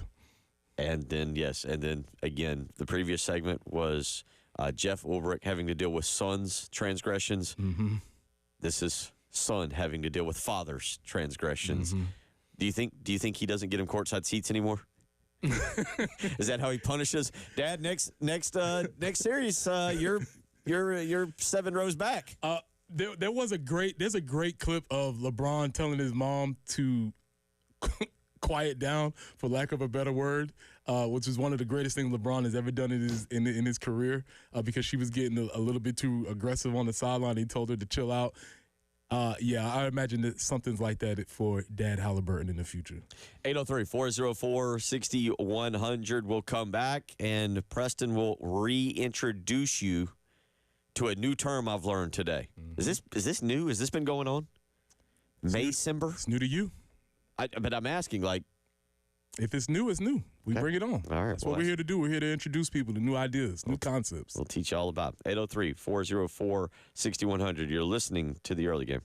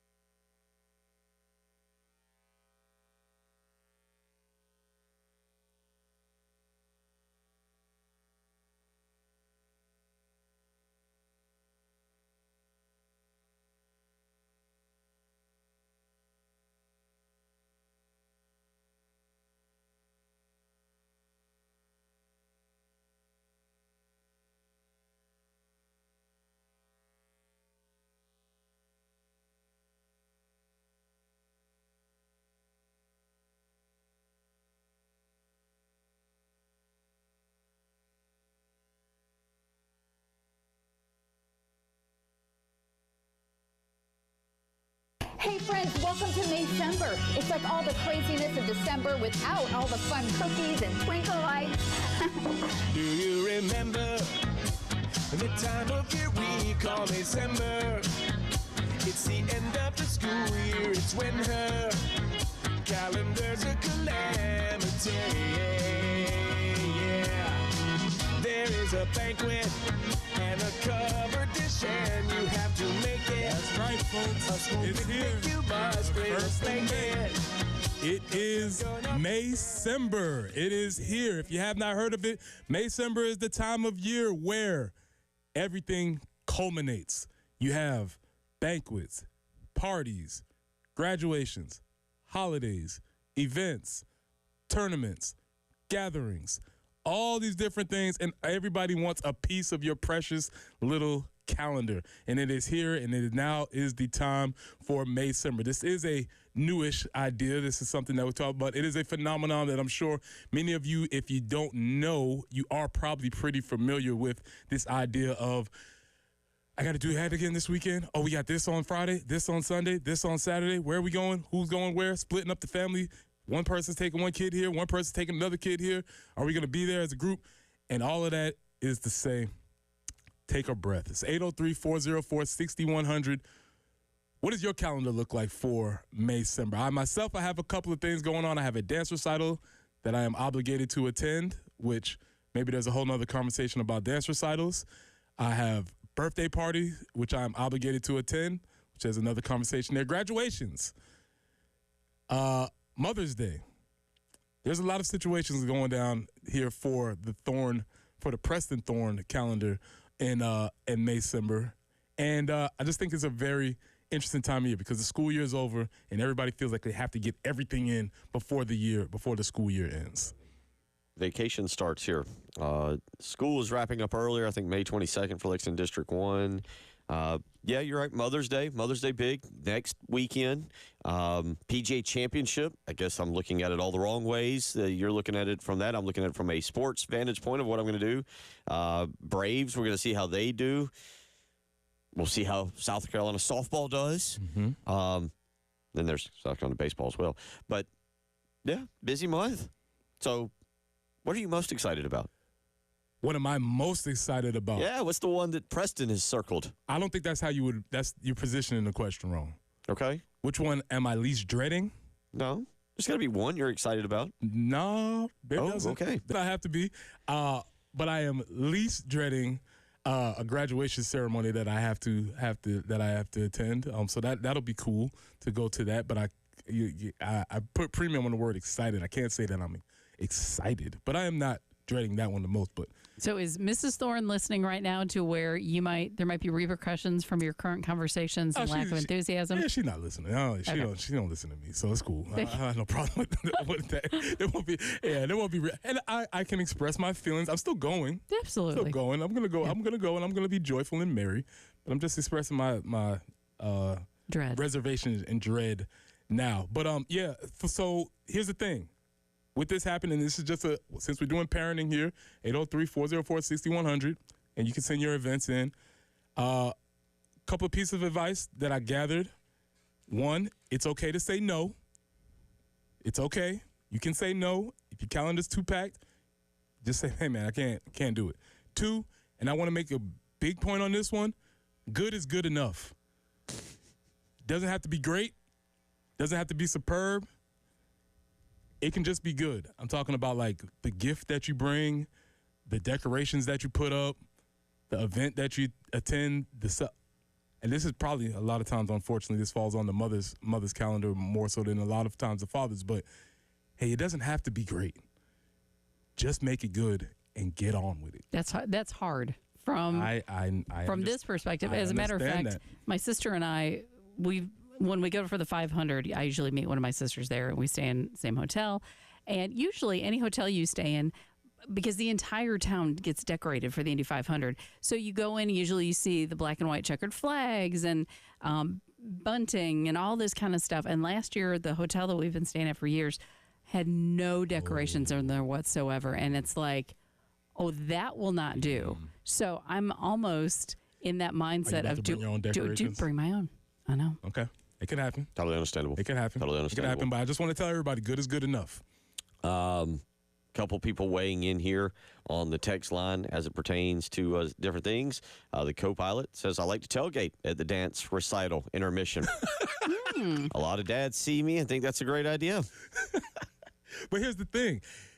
That's a great idea, but see, the way the dance recitals are always set up, it's randomly selected, so you don't know, like, if she's going to be in the first one, if she's going to be in the last one. There's The couple that my daughter was in, I like that the idea. ones that my daughter was in, there was always you have to get there and you get the program, and then you have to look. Yeah, and- you treat it just like you treat church. Okay, we are here. You just go through. Made it this far down. Jay weighs in. Teacher Appreciation Week next week. Again, another part of that, Teacher Appreciation Week. So you might have to feel like you have to get something for the teacher. Good is good enough. Shannon weighs in. Best month, my birthday month. Congratulations, Shannon. Birthday month. Congratulations on you and your birthday and being a burden on everybody else that has to attend your party. Papa Joe weighs in. 5th grade graduation. Promotion. Promotion. There you go. Several other people have weighed in this morning on Maycember and what it exactly it is. But let me see if I can go back to some of these because we also got a lot of text messages as it pertained to prank phone calling. Rooster P, our good buddy, driving around out there. He went with drag racing, local short track racing, bike week, fishing. There's a lot happening. Hot Sauce Rossman was wrapping up conference season in May. I see May as the tail end of a busy spring between end of baseball, school, and work conferences. And now it's Coach Dawn Staley month in Columbia. Okay, So, a month. yeah, a month. The month of May. There you go. 803-404-6100. We'll come back. We'll do one more hour. Our Corley Pool Solutions Checkered Flag Challenge also coming up at 8:30 with Mr. Josh Harris. A lot to get to, 1 hour to do it. You're listening to the early game.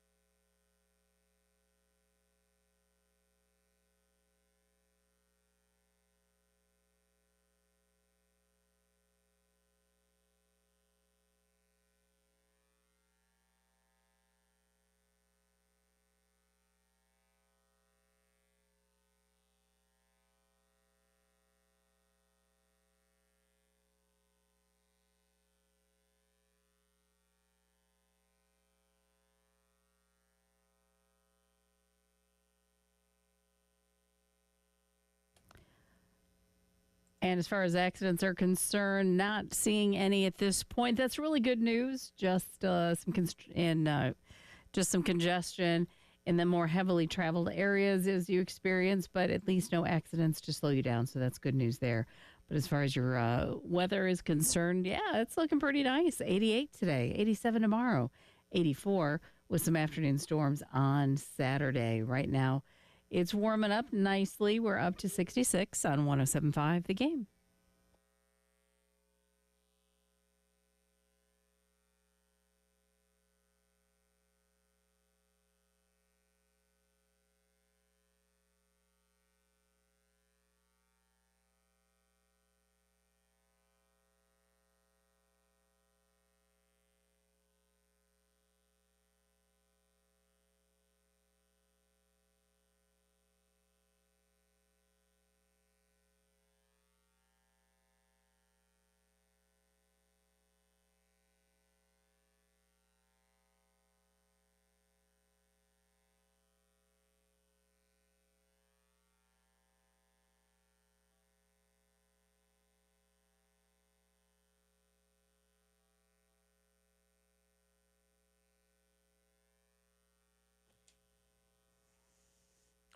$8 a.m. on a May Day, or as Preston is letting us know, Maycember, the first day of Maycember. Welcome in. It's the early game as we get you up and get you going. Have covered everything this morning, going back to playoffs last night. LeBron James, not certain about his future. Preston Thorne. Yeah, he's only been in the league for 22 years. I would imagine he has to take it year by year at this point. So, yes, they asked him if he was going to be moving forward. He said, I don't know yet. He's accomplished his goal. He has played in a game with his son. Remember, God, it feels like that was just weeks ago that we were doing that whole thing where they moved up Bronny and he got to play the opening night game. Bronny got on the floor. Everybody got all excited and also upset and so forth and so on. And now the season has come to a conclusion for him.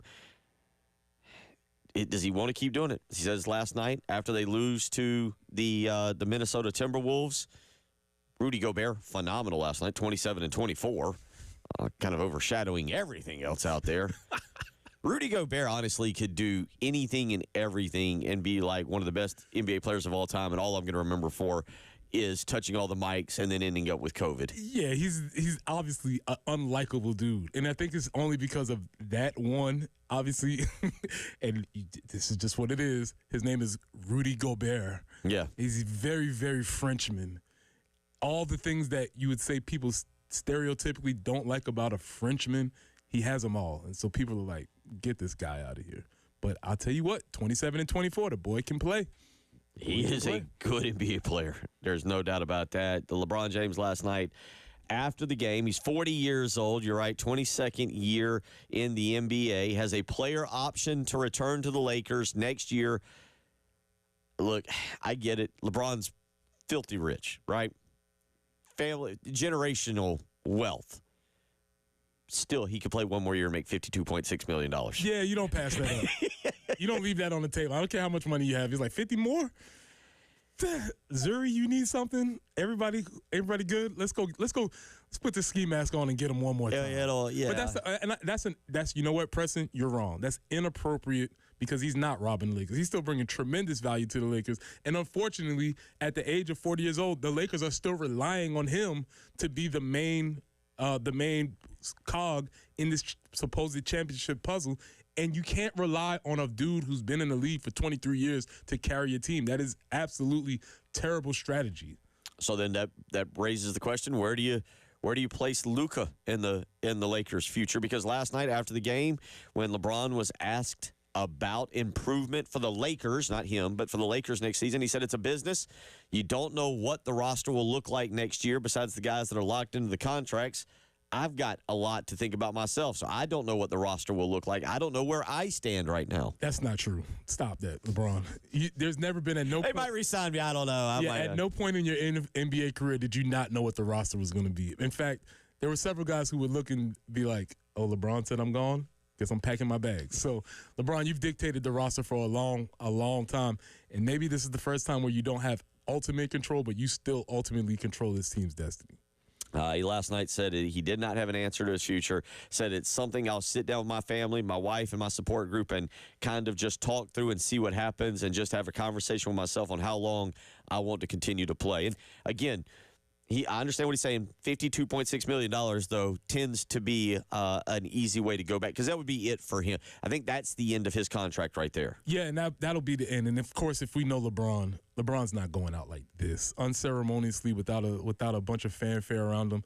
He's going to announce that this is my last season, so he can get all of the fanfare. The farewell tour. Well, I was going to ask, would you prefer he do that? Would you prefer he do that so that with a let me make this a little bit broader question. Would the NBA prefer he do that? Because you think about that, if he's on a farewell tour, let's just say the Charlotte Hornets, who stink next year, when he comes, normally they can increase their ticket prices for the Lakers, but now they're like, come see LeBron in his final game. Like, would the NBA prefer he announce a farewell tour? Yeah, absolutely. Yeah? That's how, you think about what they did with Kobe. It was the same thing when Kobe was finishing. You remember his last game, he scored 61. Everybody knew it. The Staples Center was electric. Right. Dirk Nowitzki, he went on a farewell tour. Yes, this is a good thing for these types of Do we prefer that with to watch them, to almost appreciate them a little bit more? I think it's again, 22 years. I think we talk about how long ago 2012 was. Well, LeBron was in his 10th year in the league by then. And now I was 21. Exactly. You were 21. Right. So LeBron's been here for a long, long time. It's almost something that we've absolutely take for granted. And now that he's at the end, yes, a farewell tour would be fitting for him, I think. But also, if you follow LeBron, you know he wants this. You know he wants to put the crown on, and he wants to act like he's fake humble and he's fake surprised by all the love. I can't believe everybody showed. Yes, LeBron will get a farewell tour. So we'll see where that leads us. Also last night, NHL playoffs were pretty good. The Washington Capitals knocked off the Canadiens. What does that mean? It means we're going to be making a phone call to Patrick Perrette.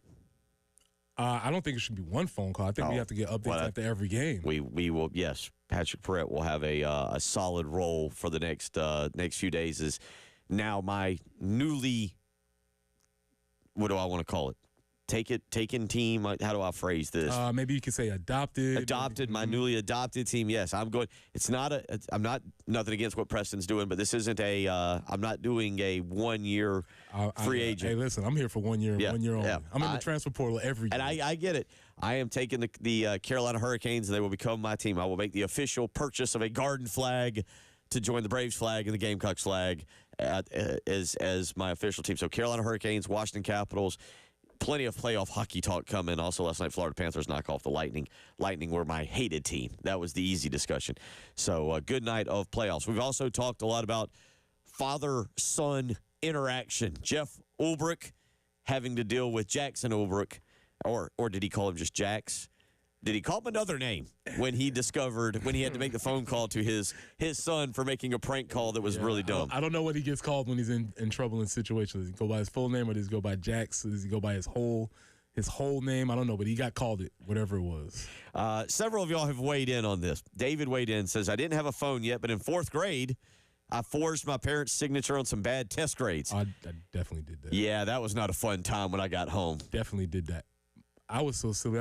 My old man just caught me off. I was like, oh, you need to sign this paper. And he's like, yeah, right. What are you doing? Yeah.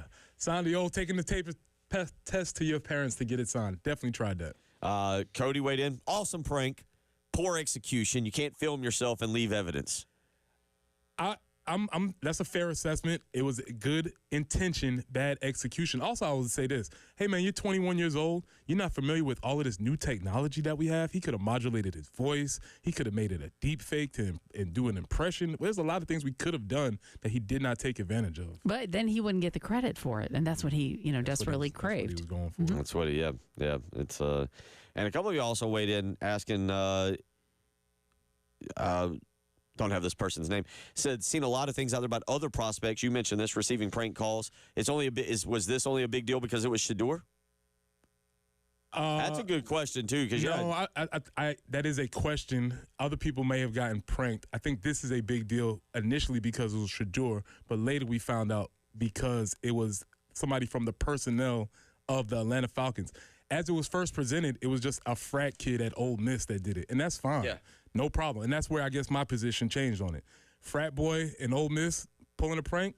Yeah, if they Go for it. if they somehow found the number, but yeah, when it came from personnel files or that sort of thing, that's a whole different animal. Different animal. And we've also discussed Preston's new month, Maycember. The co-pilot I mentioned in the previous segment weighed in, said, I like to tailgate at dance recital intermission. KT for Lexington said, I disagree. Get in and get out quickly. On dance recitals, Yeah. that's the thing. They know that's what you want to do, so they space it out so that it doesn't work like that. You got to come from the beginning. There's going to be a big dance at the beginning that they're all in. Then they're going to give them the individual dances, but that's going to be after the admission, so you can't leave. And then they're going to wait behind there. It's a big. They know what they've been in business for a long time. They understand how this works because you got to stay Big to the dance, end. big so dance you can buy the business. flowers or the whatever. They understand how this works. Jeff went with, talking about Jackson Olbrook, he got full named. Yeah. Do you think he got the middle name in there too? Jackson Anthony Olbrook, you come down here right now. Here's the question. Had he made it back to college yet? Or was he at the house?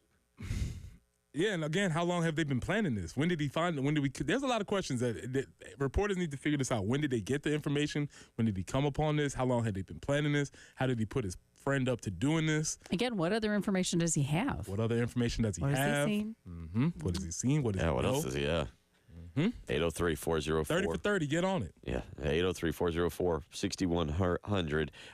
Jeff also weighs in. PSA. If you started off forging the parent's signature with the first paper you ever have to take home, then the signatures will always match. Learn cursive early, kids, and practice often. That's what I'm talking about. That would have been useful to 3rd, 4th grade Preston, but I wasn't, fortunately. Weren't thinking that far ahead. I wasn't that smart. Totally understand. 803-404-6100 is how you can text in this morning if you want to give us a call. We'll get back into the Bill Belichick situation where, lo and behold, people at North Carolina are starting to look around like, we might have an issue here. We'll talk about it. You're listening to the early game.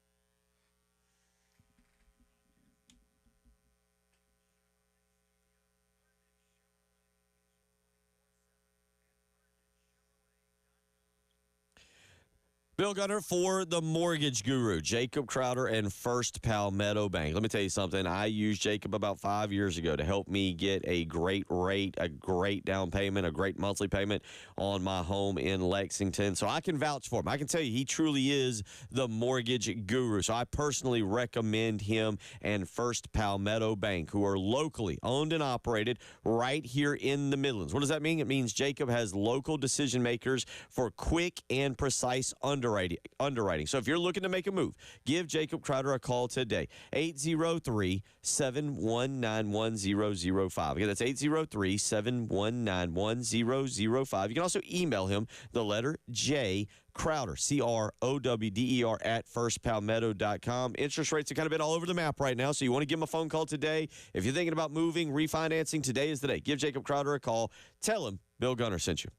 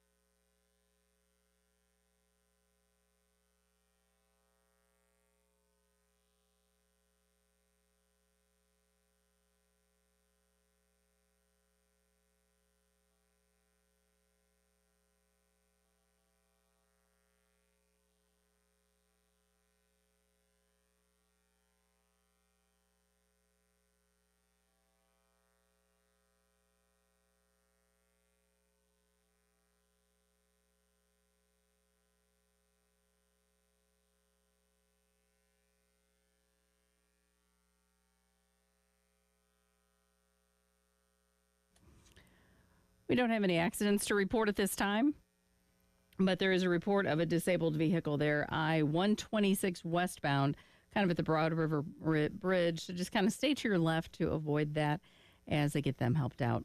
And weather-wise, boy, talk about just a nice few days. We have 88 today, 87 tomorrow, 84 on Saturday with some afternoon or evening storms could be rolling in. And then Sunday it'll be 78 under cloudy skies. But the sun is out right now or keeps working at it. 65 currently on 107.5 The Game.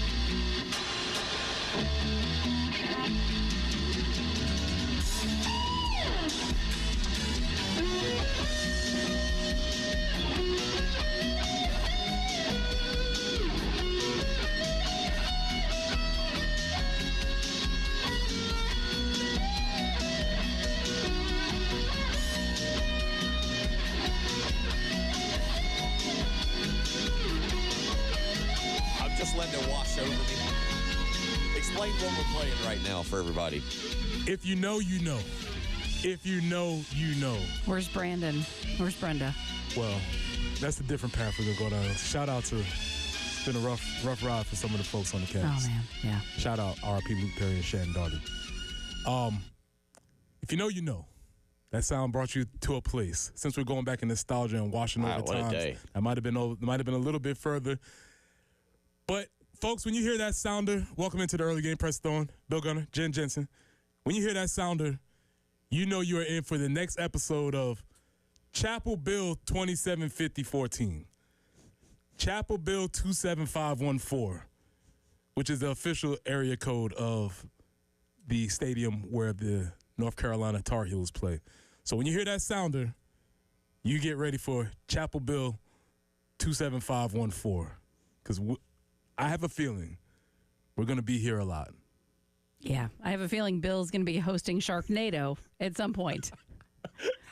Good one. That was a good. I'm sorry, I'm zoning out for a minute because I'm watching the opening, like remembering the opening to 90210 with just so Jason Presley, and I believe that's Shannon Doherty there. So I apologize. Preston has taken me down a real path this morning of nostalgia. Good. Reevaluate things. We're talking about Chapel Bill though, and you said Chapel Bill. What? UNC said what about them? Yeah, a report coming out yesterday that now folks at North Carolina have started to take notice of this and are like, huh. So soon? This might be a distraction.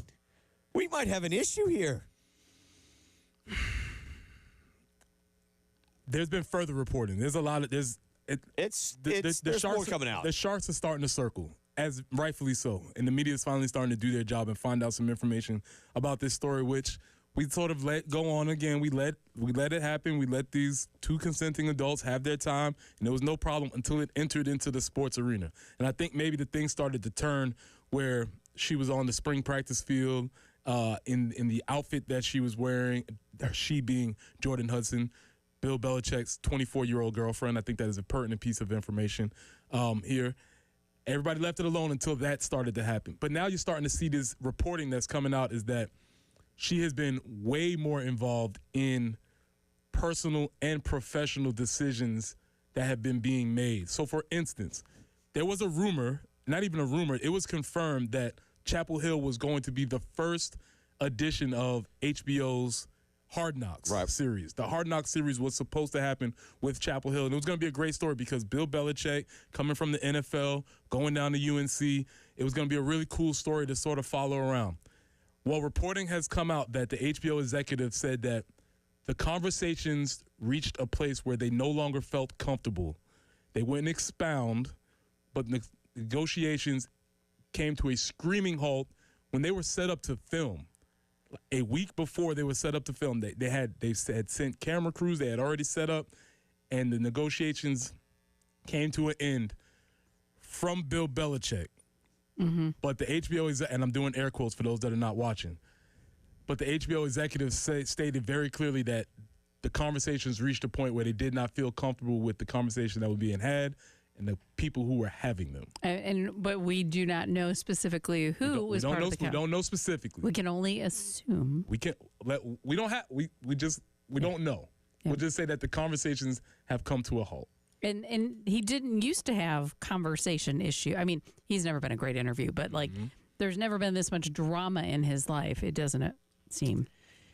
Well, there's a lot going on. Let me read a little bit from Bleacher Report here, because I can't help but kind of giggle at some of the things that are being kind of like said. According to TMZ, moments like what occurred during the Sunday morning interview on CBS are not sitting well with North Carolina, and there's a growing sense this could be a problem, which is odd that finally now they're trying to figure it out.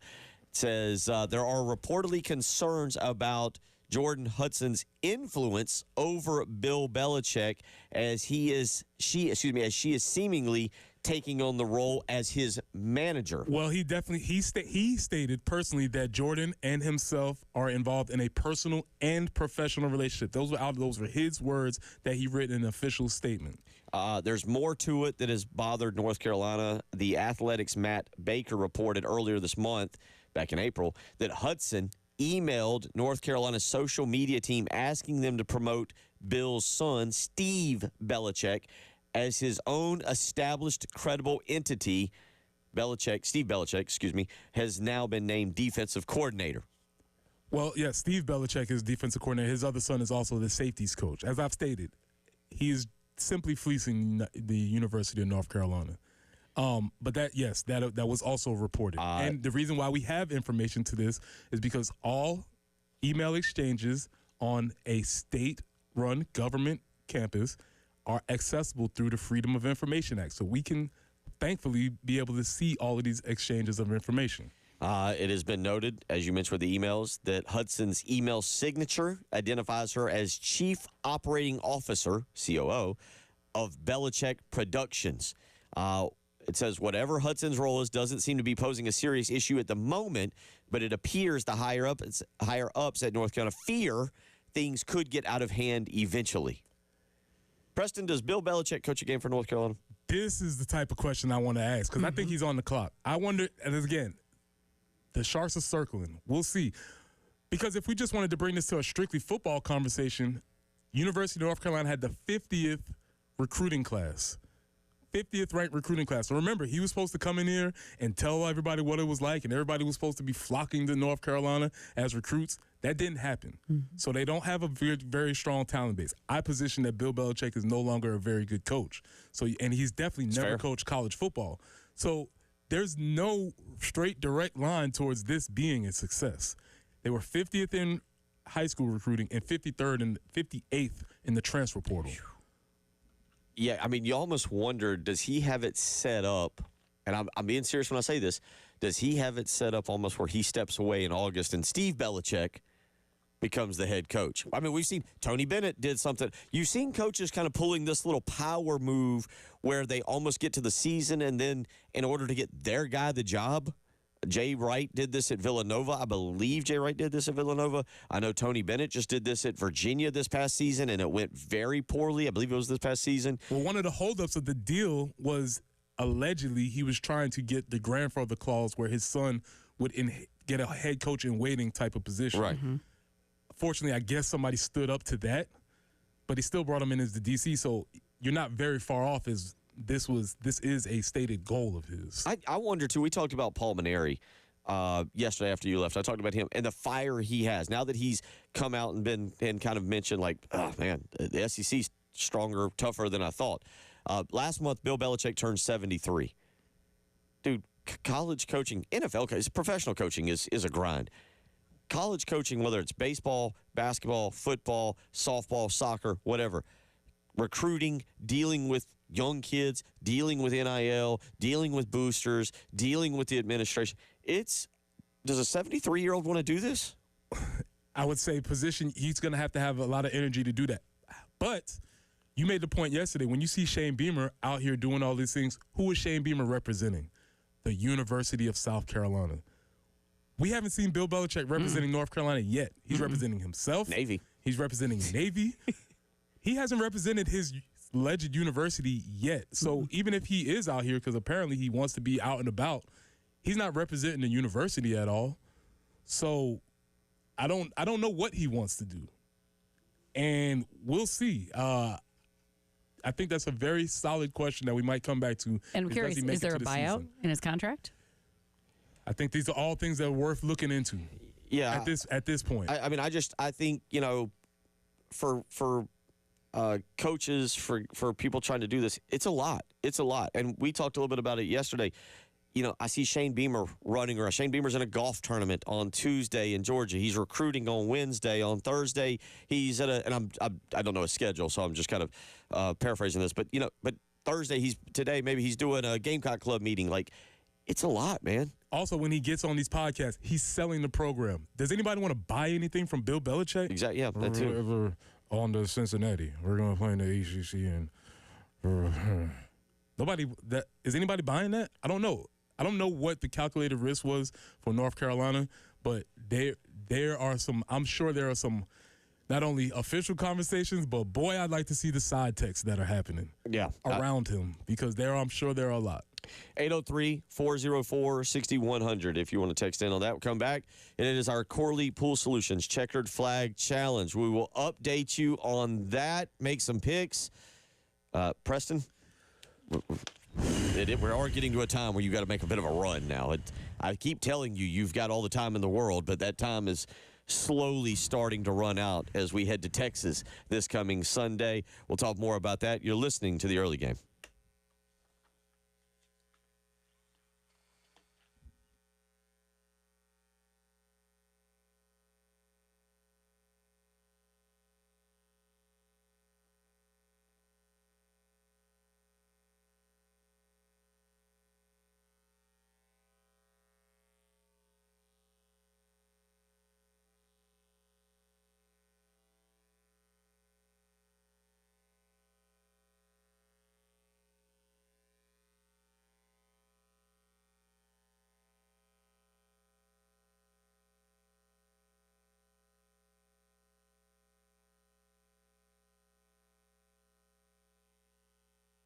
Bill Gunner for Mid-State Roofing, where for nearly 30 years, Mid-State Roofing has been the leader in the roofing and waterproofing industry, and it is that proven history that is your assurance that their professionals will get the job done in a timely and pleasing manner for you and your operation. So don't wait another day. Call Mid-State Roofing today, 803-356-1919. Again, that's 803-356-1919, and let the professionals at Mid-State Roofing help you.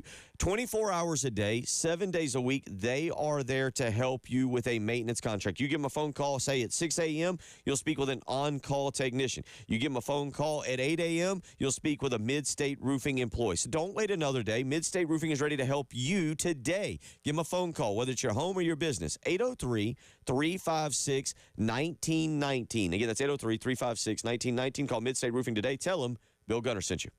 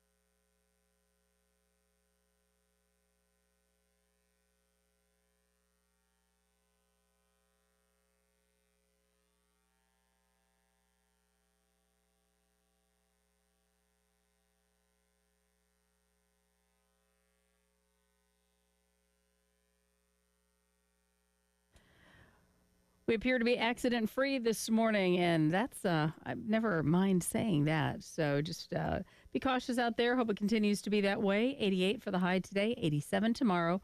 Some afternoon storms could be rolling in on Saturday and get a high of about 84. On Sunday, it'll be about 78, so just a little bit cooler for your Sunday right now, though. 65 on 107.5 The Game.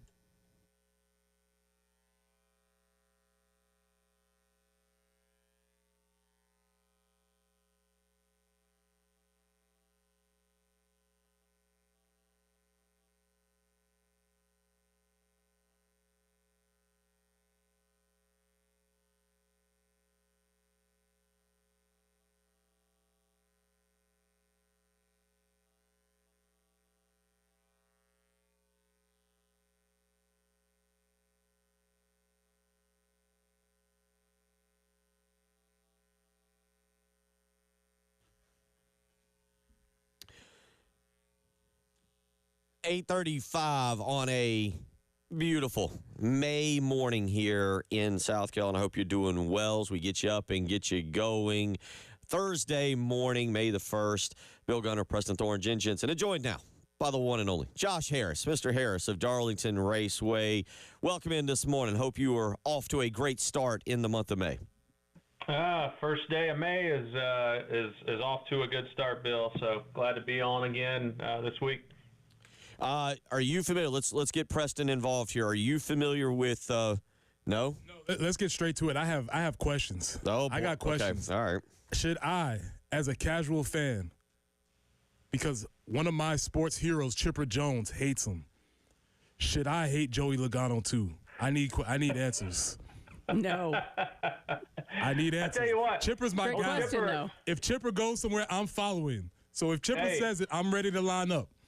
Hey, he came off the top rope like Macho Man on Sunday, man. He took Logano to town on Twitter. That was pretty funny. I mean, he needs to not be listening to the radio. I mean, because clearly it's stressing him out.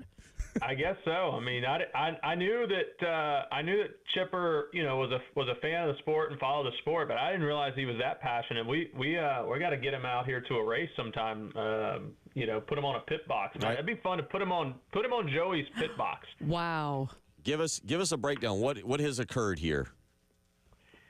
Well, in the race on Sunday at Talladega, Joey, I think it was the end of stage one, was upset with his teammate Austin Cindric. I did see because he helped push a different manufacturer, and Joey, in the heat of the moment, came on the radio and was really upset that Austin didn't help him. Well, the reality is, after looking at it, that Austin was kind of in a odd situation to be able to actually help his teammate, and if he would have, he probably would have wrecked him. So Austin didn't really do anything wrong in a lot of people's minds, but Joey, in the heat of the moment, kind of went off, and at the end of the race, Chipper just kind of took Logano to task for how he talked to his teammate, or on the radio.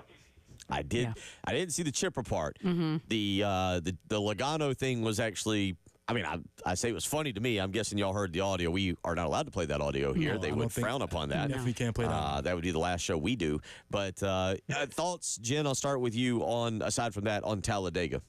Yeah, I mean, overall, the racing wasn't bad. I know there's been a little bit of controversy about super speedways and how maybe they're losing their luster because of some changes that they've made. And it just seems like the passing is not as good. They're running in the lines all the time, which, again, the super speedway pack racing, I get it.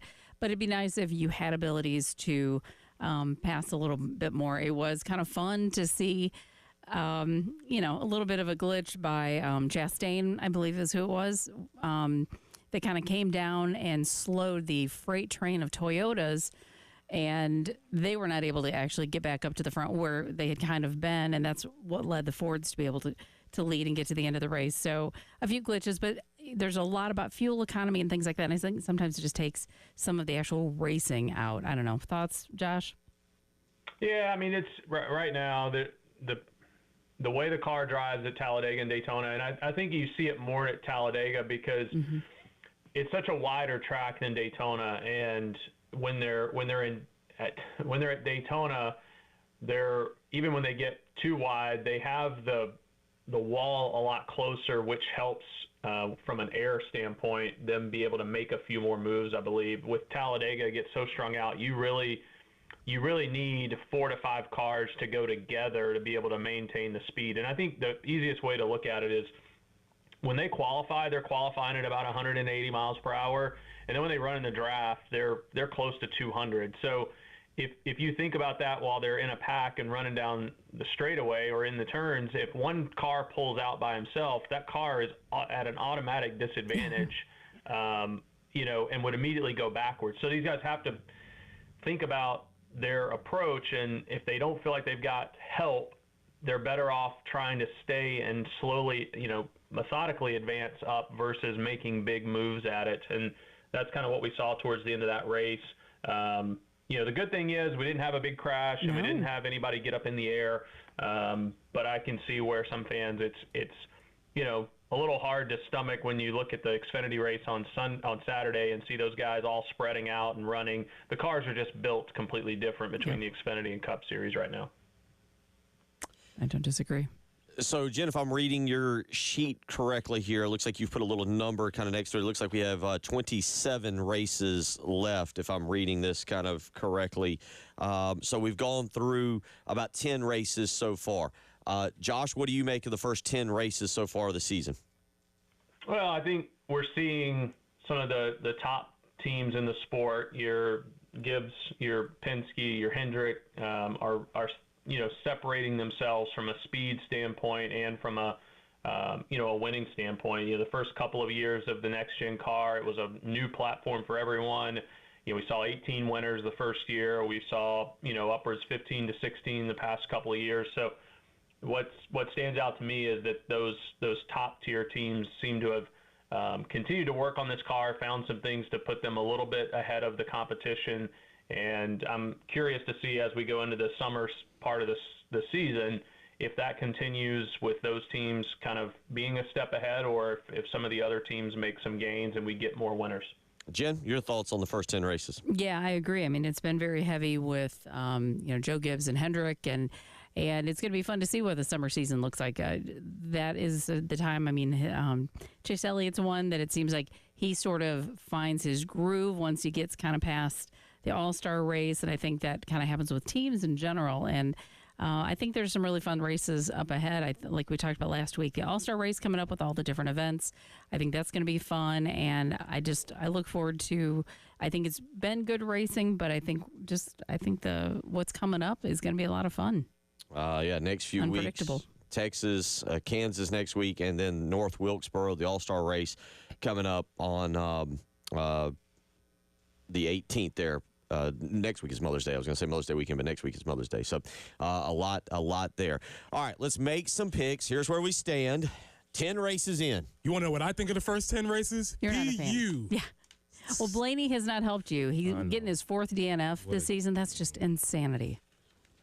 So, I think he's had a DNF when you picked him. Are you angry at the races, or are you angry at yourself? All of it. Okay. It's not your fault. Just seeing there.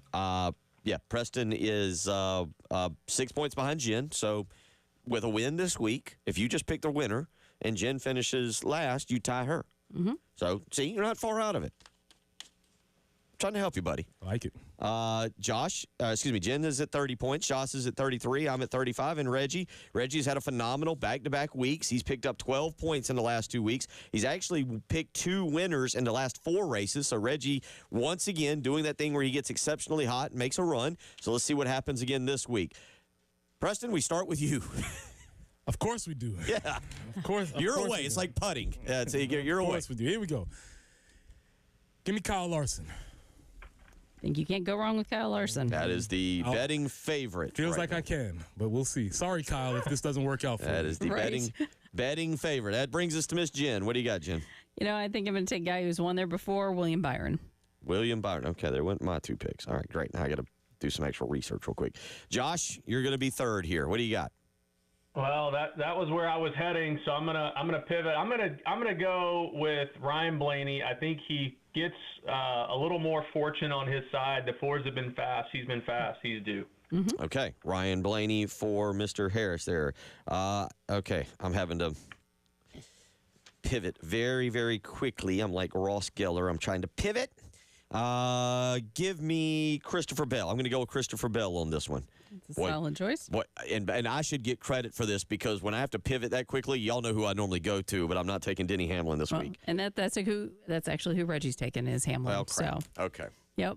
So Hamlin will probably do Hamlin's going to win. exceptionally Hamlin's going to win. I can pretty much got it. Put financial gain on Denny Hamlin. Josh, we always appreciate it. It's always a lot of fun when you join us. Always have a good time. We'll talk again next week. Appreciate it, Josh. Sounds good. There's your Corley Pool Solutions Checkered Flag Challenge. Preston goes with Kyle Larson. Jen goes with William Byron. Josh goes with Ryan Blaney.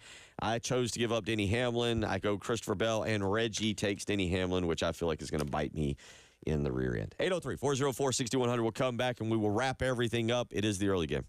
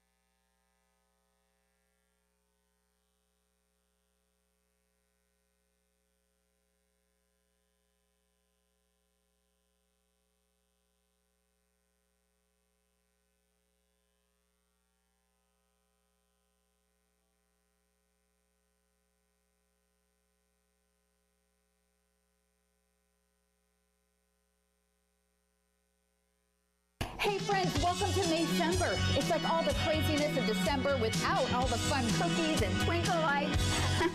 Do you remember the time of year we call Maycember? It's the end of the school year, it's when her calendar's a calamity. Yeah, there is a banquet and a covered dish, and you have to make it a small picnic. You must bring a blanket. Yes, it's Preston's new theme song as we kick off May 1st, Maycember, and it will kind of be the wrap of the sports season. But Preston Thorne, it kicks off, and Jen and I discussed this briefly yesterday, two very niche sports this weekend. I give you the option.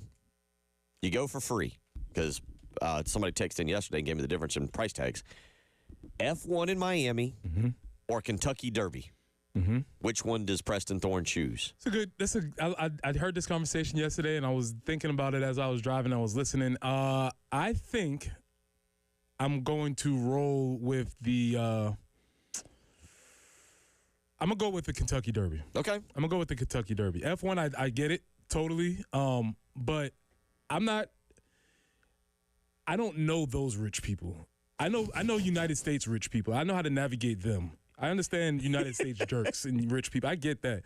European jerks, I don't know how that works. So no, there's gonna be language barriers and all types of stuff. I don't think so that's what's gonna be tough for me for that. I think that's totally fair. You feel me? Know, the Kentucky Derby, it's a storied event. It's just everything about it, the dress codes and I think so. Yeah, I really, of the two, I started thinking about that yesterday. It's like, yeah, I could kind of lean towards the Derby. Like I said, probably gonna see some nice people. I know rich people in the United States.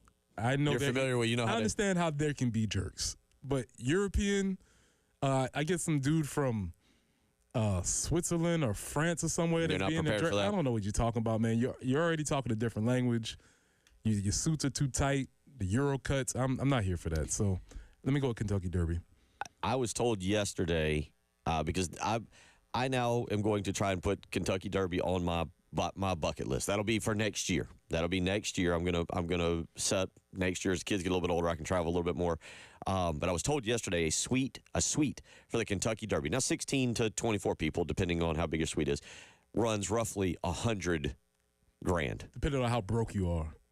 Yeah. Because if you got the suite and you got 24 people in the suite, it's like, why are all these brokies in here? Well, I mean, you start breaking it down a little bit, and but that's also kind of for you.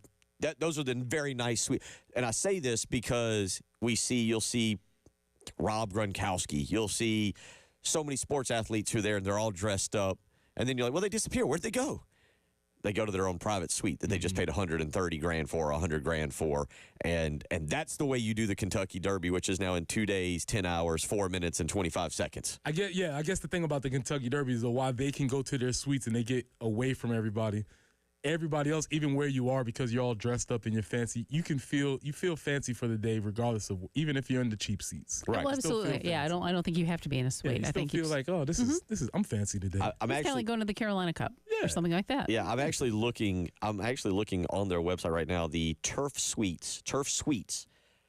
For, again, this is not for like two people. This is for a group, so it doesn't tell me exactly how many people, but $275,000.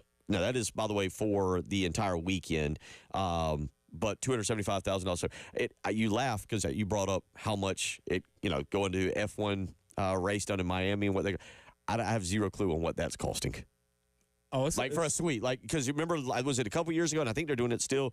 They set up like the little pond, if you will, and put the nice yachts in there so that you could be on one of the yachts to watch the race.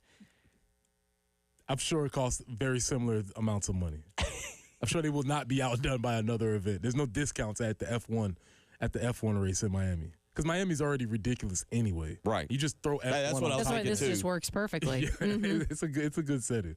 So yeah, we will. It's Miami on steroids. But Maycember, as Preston has informed us today, really kicks off this weekend with again, two, as I said, niche sports. And I'm kind of fascinated because I think at some point in my life I might like actually to make an F1 race. I guess I should attend a NASCAR race first.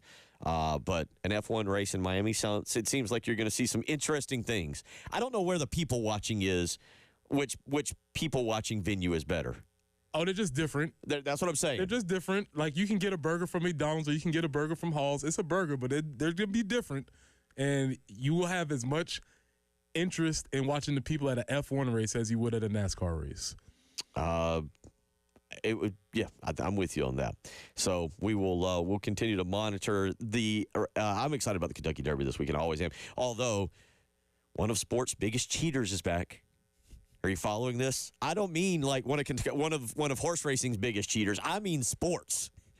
Like if we were to do a list, Preston, of biggest cheaters in sports, Bob Baffert is up there, and he is back, baby. Two horses. Two horses this weekend. It's essentially the way he trains them. That's like 6. Yeah, well, we'll see. Bob Baffert is legendary for a lot of wrong reasons. A lot of fun. Be back tomorrow to do it all over again. Y'all have a great day. Appreciate y'all. Thank you.